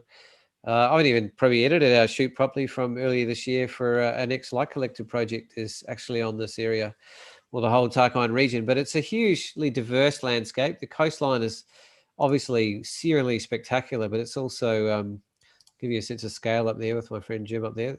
I've been running workshops out here for about 8 or 9 years as well. So that was out on one of them. Usually have a 12-day one that spends about 8 days in the Tarkine. But good old COVID sort of, our 4th anniversary one was coming up, and COVID had other plans, obviously, but we're still looking at doing it. This is a little bit further north on the northern edge of the Tarkine, which is another great sort of area. You start sort of at a town called Arthur River, which is probably the last place on that coastline that kind of has any semblance of civilization about it. The south of there, it's it gets wild pretty quick. Yeah, you're out there. You're out there. It's good surfing there too, along there, isn't it? Yeah, it can be certain places, Yeah. certainly around the Arthur River area, and the Marraway area in particular. That's sort of on one of the inland sort of roads heading south towards the Pyman, I think. This is actually shot in the Tarkine that made it into the Men with Heart exhibition, and it's deep in the heart of the Huskisson River, I think it is. Oh, wow. And my friend Darvis here has actually been fighting for this place for about 20 years.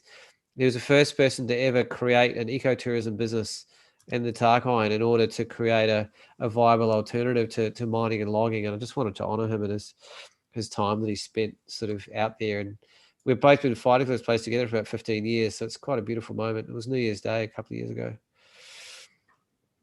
Oh, I just threw in a few crazy ICMs at the end there. This is actually one of the most beautiful rivers that you can actually literally catch a ferry and go down, called the Pyman River. That's the very, very southern edge of the Tarkine. There's an ancient old ferry, the oldest running commercial hue and pine boat in the world. They're still running it, and it's, if you get the right morning, or any time I've done it, actually it's been spectacular. And you can do a day trip out there, or you can go further. And the forest, I find forest really hard to shoot. If you want to see really good forest shots, go hang out with Rob Blaker's website. But, yeah. But I still have a go now and again. That's another classic spot in the northwest that's quite a little bit more accessible. I think that's heading down that actual same river, just looking across the boat. If you do get a really still morning, the reflections are really spectacular. But it can get brutally wild out there. It's a very, very, very windy place. There's nothing between it and, I think, Africa. I think it's literally just raw open ocean, and it just has the feel about it. It's a very powerful, raw place to spend time. But I think it's one of the most magnificent places in the world, and I've been a few places in my years, and it's right up there as one of the most spectacular and wild and raw and powerful and sort of unforgiving, but sort of also more incredible for it, I guess. And It's almost like the worse the weather, the more interesting the pictures, isn't it? In some way. Yeah, definitely. Well, that's the thing. The weather comes through really quickly. It doesn't just settle in. You can see it coming, which particularly around the coast, and it just blasts through in small kind of bursts and then opens out again. A big range of kind of material and so on the coastlines, but it's Yeah, place very, very dear to my heart. I'm very, very happy that the next light collector project is actually on this area, which is seriously under threat. This Bob Brown's doing a campaign right now where he's trying to stop native logging in the area for good, actually. Oh, the wind's just coming up, Lukey. But it just feels so old and just so ancient. I've never seen rock structures anything like it anywhere in the world. In fact, you got to watch watch where you slip over, because you might find yourself impaled on something or sliced up Definitely. in some of the places you go. But it's there Yeah. you go. That's a 5DSR shot. You can see the detail compared to my older ones. I think that was from our last trip, Lukey. Actually, Yeah. looking forward to giving that one a good print. Yeah. That's a lot of knife edge kind of material there. But anyway, you get a bit of a taste for it. I don't know what else Lukey wants to cover, but Well, I've got one more left. I've had a few other picks, but I think I wouldn't mind going to probably my favorite of all area, and talking about that a little bit. yeah, I'll also cut that short in the interest of time. yeah, it's Cutting Tarkine short. yeah, I know that's it's serious when you have to do that.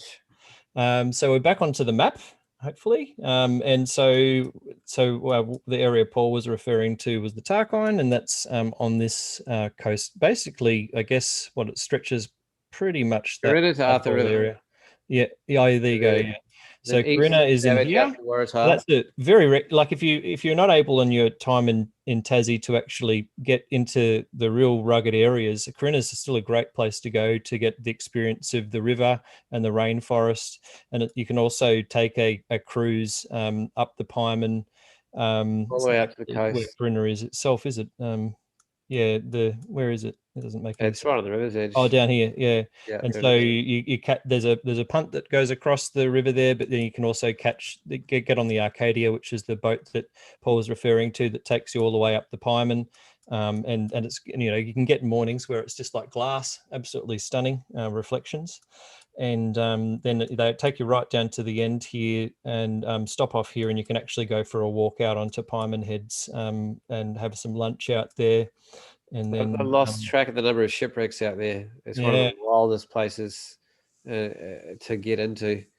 So it's a really great little adventure that you can do. That's just fantastic. And if you wanted Corinna to, was considered the wildest town in Australia for a while. yeah, Literally like the freaking Wild West. There's some crazy history and stories in there. some really really out there stories, that's for sure. And then you've got the road to nowhere here that goes through, pretty much nowhere. There's not much around it, and unfortunately, this scar here is some mining that's happening in the area, which is one of the threats to I guess the wilderness in the area. And the other big threat being, or two other threats, other major one is logging, and then also four-wheel drive access on the coast here, which is ruining some of the Aboriginal midden sites and things. So it's still under threat even today with different activities. That road can continue on, and they've really done up this road here that goes through and gets to some of the really amazing places. I see Ben Mays is on on YouTube, and we did some really great photography out in wherever Rapid River is. I've lost where all of these places are, but Yeah, you're close to it. up here somewhere, I think it is. And so there's just the rainforest here is some of the best that you'll really see. Yeah, that to answer you, Tim, that this is, I think they've just sealed this. It used to not be sealed, but now it's actually a really nice sealed road. I think all the way back through up here. I don't know if this one is. I can't remember about those ones, but yeah, this is dirt though, isn't it? The road to nowhere, I think, isn't it? I can't remember, but and around Corinna it goes to dirt as well. So, but certainly this part here, I think they, from a tourism perspective, they tried to make this kind of like a loop that's all sealed. So certainly from a driving and access perspective, this is a great little area to explore if you've only got a short period of time on the west coast. And a lot of the places that Paul had those pictures were actually in this area, which is quite reasonably accessible. And then some of the other areas are much less accessible. You can obviously see where those dunes were that Paul was talking about and all of that. So you've definitely got a bit more of, and you can learn a lot more if you've got that Tarkine Trails book that Paul mentioned. There's plenty of walks and instructions and information about how to access those places. So definitely a great book to have on the bookshelf. I think there's an app too, isn't there? You can download if you don't want There is to have now, a yeah. book. So definitely heaps of info. So definitely definitely amazing area to explore, and not probably explored to a huge amount for people that do come to Tassie. So there's always a few little gems there that people can get to.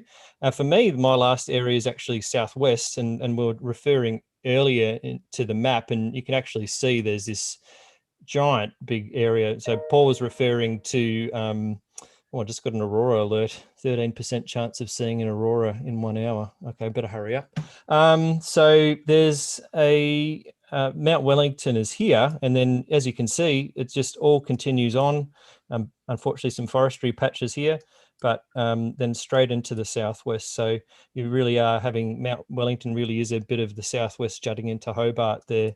And so you know, there's just a lot to see and do and explore in this whole area. And I'll just show a few images that I've been able to capture on different adventures in that region.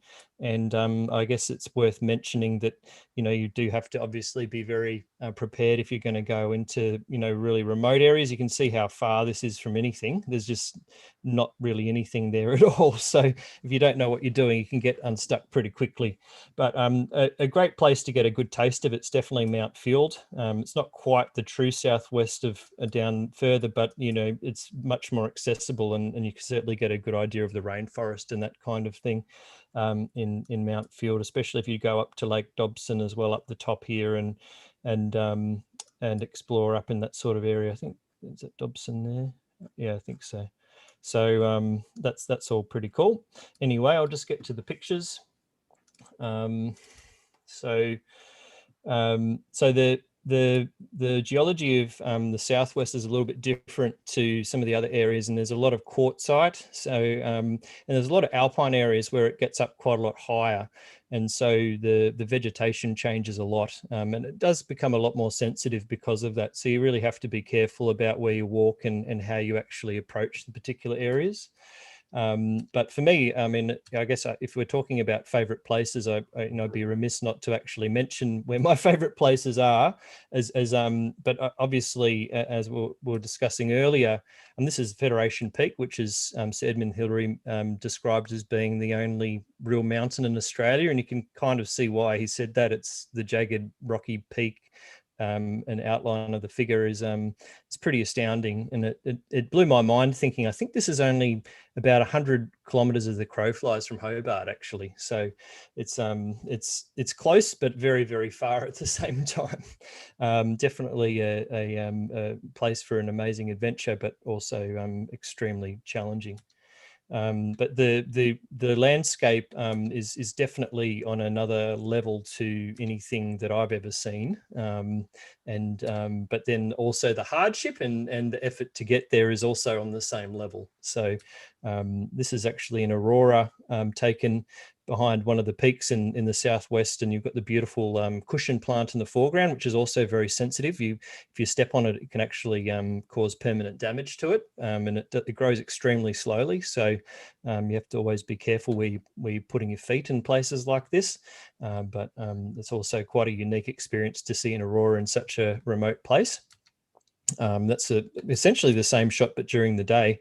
So you can see the different a lot more detail there, of course, but yeah, you can also get an appreciation for how sensitive it is, given the it's very wet, and it can get muddy very easily. So that's obviously why you don't really talk much about any of the specifics, but that's a pandani there. That they're a very distinctive plant in Tasmania, which is probably my favorite Tasmanian plant, apart from some of the trees that are around in Tassie. And it's the world's largest heath plant, and this one's a pretty fine specimen at that too. Just sort of sticking up out of this is all called pineapple grass in the foreground. They're indigenous to Tasmania, Loki. Yeah, it's only found in Tassie, and a lot of people sort of refer to it as like a palm tree or something like that, but it's kind of nothing like it, actually. And that's a smaller one growing out of the ground. Got some cushion plant and pineapple grass meeting each other with some some pandani in the distance. So there's certain areas that are just really quite astounding for their natural beauty, and also for their, I guess their, they're a sort of they have all of Tasmania's most amazing, I guess, natural assets in one place, which is quite amazing. You've got the twisted myrtles in the distance there with the glistening pandeni in the foreground, and that sort of shows the real gnarled, sort of almost like a cloud forest in this particular location. And that's actually even a king billy pine in the back here, which is another species of pine tree Species, yeah. and it's actually a conifer, but yeah, it's only found in Tassie, and grows extremely slowly and is very, very sensitive to fire. And this is a sassafras. You can see that they always have, well, the really old ones have branches that go straight out, almost perpendicular. More sassafras there. Yeah, beautiful layers of mountains in the distance, amazing peaks.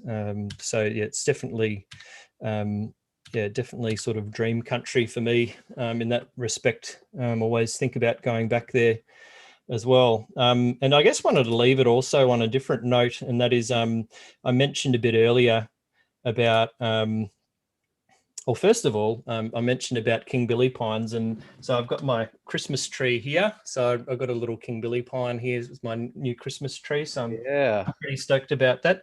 Yeah, the risk to these areas is actually quite great with climate change coming through. And a couple of years ago, those pictures, a lot of the place that I showed, or pretty much everything of that, what I showed, the fire got very close, and we were really quite concerned that some of those places would have been, scarred beyond recognition in a way. This is one such area which really did cop it, called the Needles, which is, you can actually, it's quite a accessible area to walk just out of Medina. Which is the sort of gateway to the southwest, and it's very famous for its mountain biking. But you can see that all of this burnt area was actually caused by a dry lightning strike. And so dry lightning is a phenomenon in Tasmania that's actually very new. In fact, there's not many documented occurrences of it actually happening before 2000. And so these dry lightning storms come through in summer, and dry being it doesn't come with any rain, and so it ignites the ground, and there's no rainfall to actually put it out. And so the land, I think after that particular season, it was actually quite a warm summer, and it dried out, and then it was sort of pretty catastrophic in the end. And so a lot of damaged areas, and some of the regrowth coming through of the button grass that recovers really quickly because it's kind of more used to fire. But some of the places, some of the pine trees that I mentioned earlier, like the King Billy pines, they're just not. They never grew with the presence of fire. They don't know fire at all, so they don't regenerate like these eucalypts will. They actually they turn into skeletons basically, and become a permanent reminder of what was once there. So it's extremely sad actually to see that happen. This is basically rainforest being burnt, which is not something you really want to be able to see. It might be more wet sclerophyll, but there was definitely pockets of rainforest that were being burnt as well. And that's rainforest isn't meant to burn like that. Normally what happens is it doesn't get dry enough for that actually to be an issue. But when it with things warming up, and the dry lightning strikes getting into certain pockets of places, it becomes much more of a ever-present threat, I suppose, on the landscape. And so for me, having this amazing place so close by, but then there's so much, there's really a chance, I guess, that you get the wrong sort of storm come through, and things are at the wrong kind of moisture level, and you lose some pretty incredible places. Like there's no real reason why the Cradle Mountain or something like that couldn't go up one day. In fact, they just lost one of the buildings at Cradle Mountain from a lightning strike. So it's definitely pretty sobering, and in a way, it makes our job as landscape photographers in Tasmania really important, because we are really documenting what is there, and you just don't really know. Like once during this summer, you just really didn't know what places were going to be changed forever. So so that's it's a very scary time, summer now. I think hopefully this summer should be a bit better because it's quite a wet summer because of the La Nina weather. La Nina. But yeah, just really does. To me, it really strikes home some of the risks and you know what is happening in Tassie and how the climate's changing and what's now at threat and things like that. And ironically, in some ways, it's not even I mean, the climate change was obviously believed to be or proven to be a human induced occurrence, but the lightning itself is not you know, humans didn't put the lightning there. So it's in some ways people don't see the significance of that because they think, oh well, it's just lightning, you know, it just happened naturally, so you know, that's nature taking care of itself kind of thing. But it's actually, there's a bit more to it than that. So yeah, really interesting phenomenon, and I just thought I'd share that as well. As you know, our favorite places sometimes are under threat, and you know, you go through winter and you think, oh well, it's all good, and then when it comes to summertime it gets scary again. So and you know, it's just so hard to get firefighting equipment into these places, and you know, if the towns are under threat, they'll put all the resources there, and these sort of areas out here are just going to burn. And so that's the reality. Yeah, unfortunately, some of those places, the alpine areas, they will actually never recover from fire. Pencil pines, king billies, you know, all sorts of different. 60% of the flora and fauna in alpine Tasmania is found nowhere else on the planet, and most of it is incredibly sensitive to fire, and it's not built as an ecosystem with any sort of robust capacity to recover from it. So that's partly why it's kind of scary, and it's some of the premier wilderness in the world, which is why it's World Heritage. So basically, the world's best experts have said, you know, 30% of Tasmania is the highest level of protection on the planet,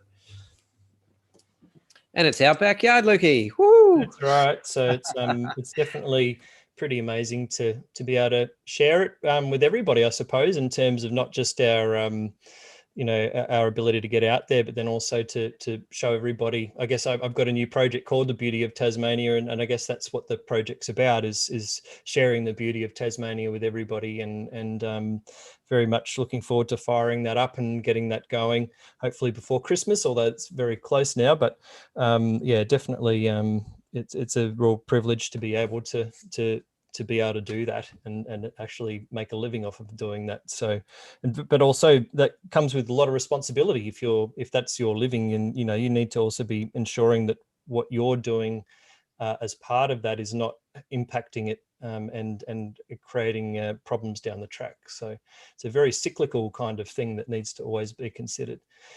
Yeah. So any final thoughts, Paul? Oh man, what a privilege to live here, Luke. Like, just such a good reminder, you know. And I didn't really reflect for a while just how much of this land that I've seen and walked on and experienced and photographed. And we didn't even mention Cradle Mountain. We didn't show any Cradle or Flinders or the you know, any of the overland track or the north east area like Bay of Fires. So you know, there's so much Rocky more to it. Cape, Yeah, Mountain Lion, Field, South Cape Bay, classic and Mountain Tasman Field. Peninsula. So you know, there's plenty that we didn't even touch on. Southeast Cape was, I think, did you say that? Yeah, that's another classic.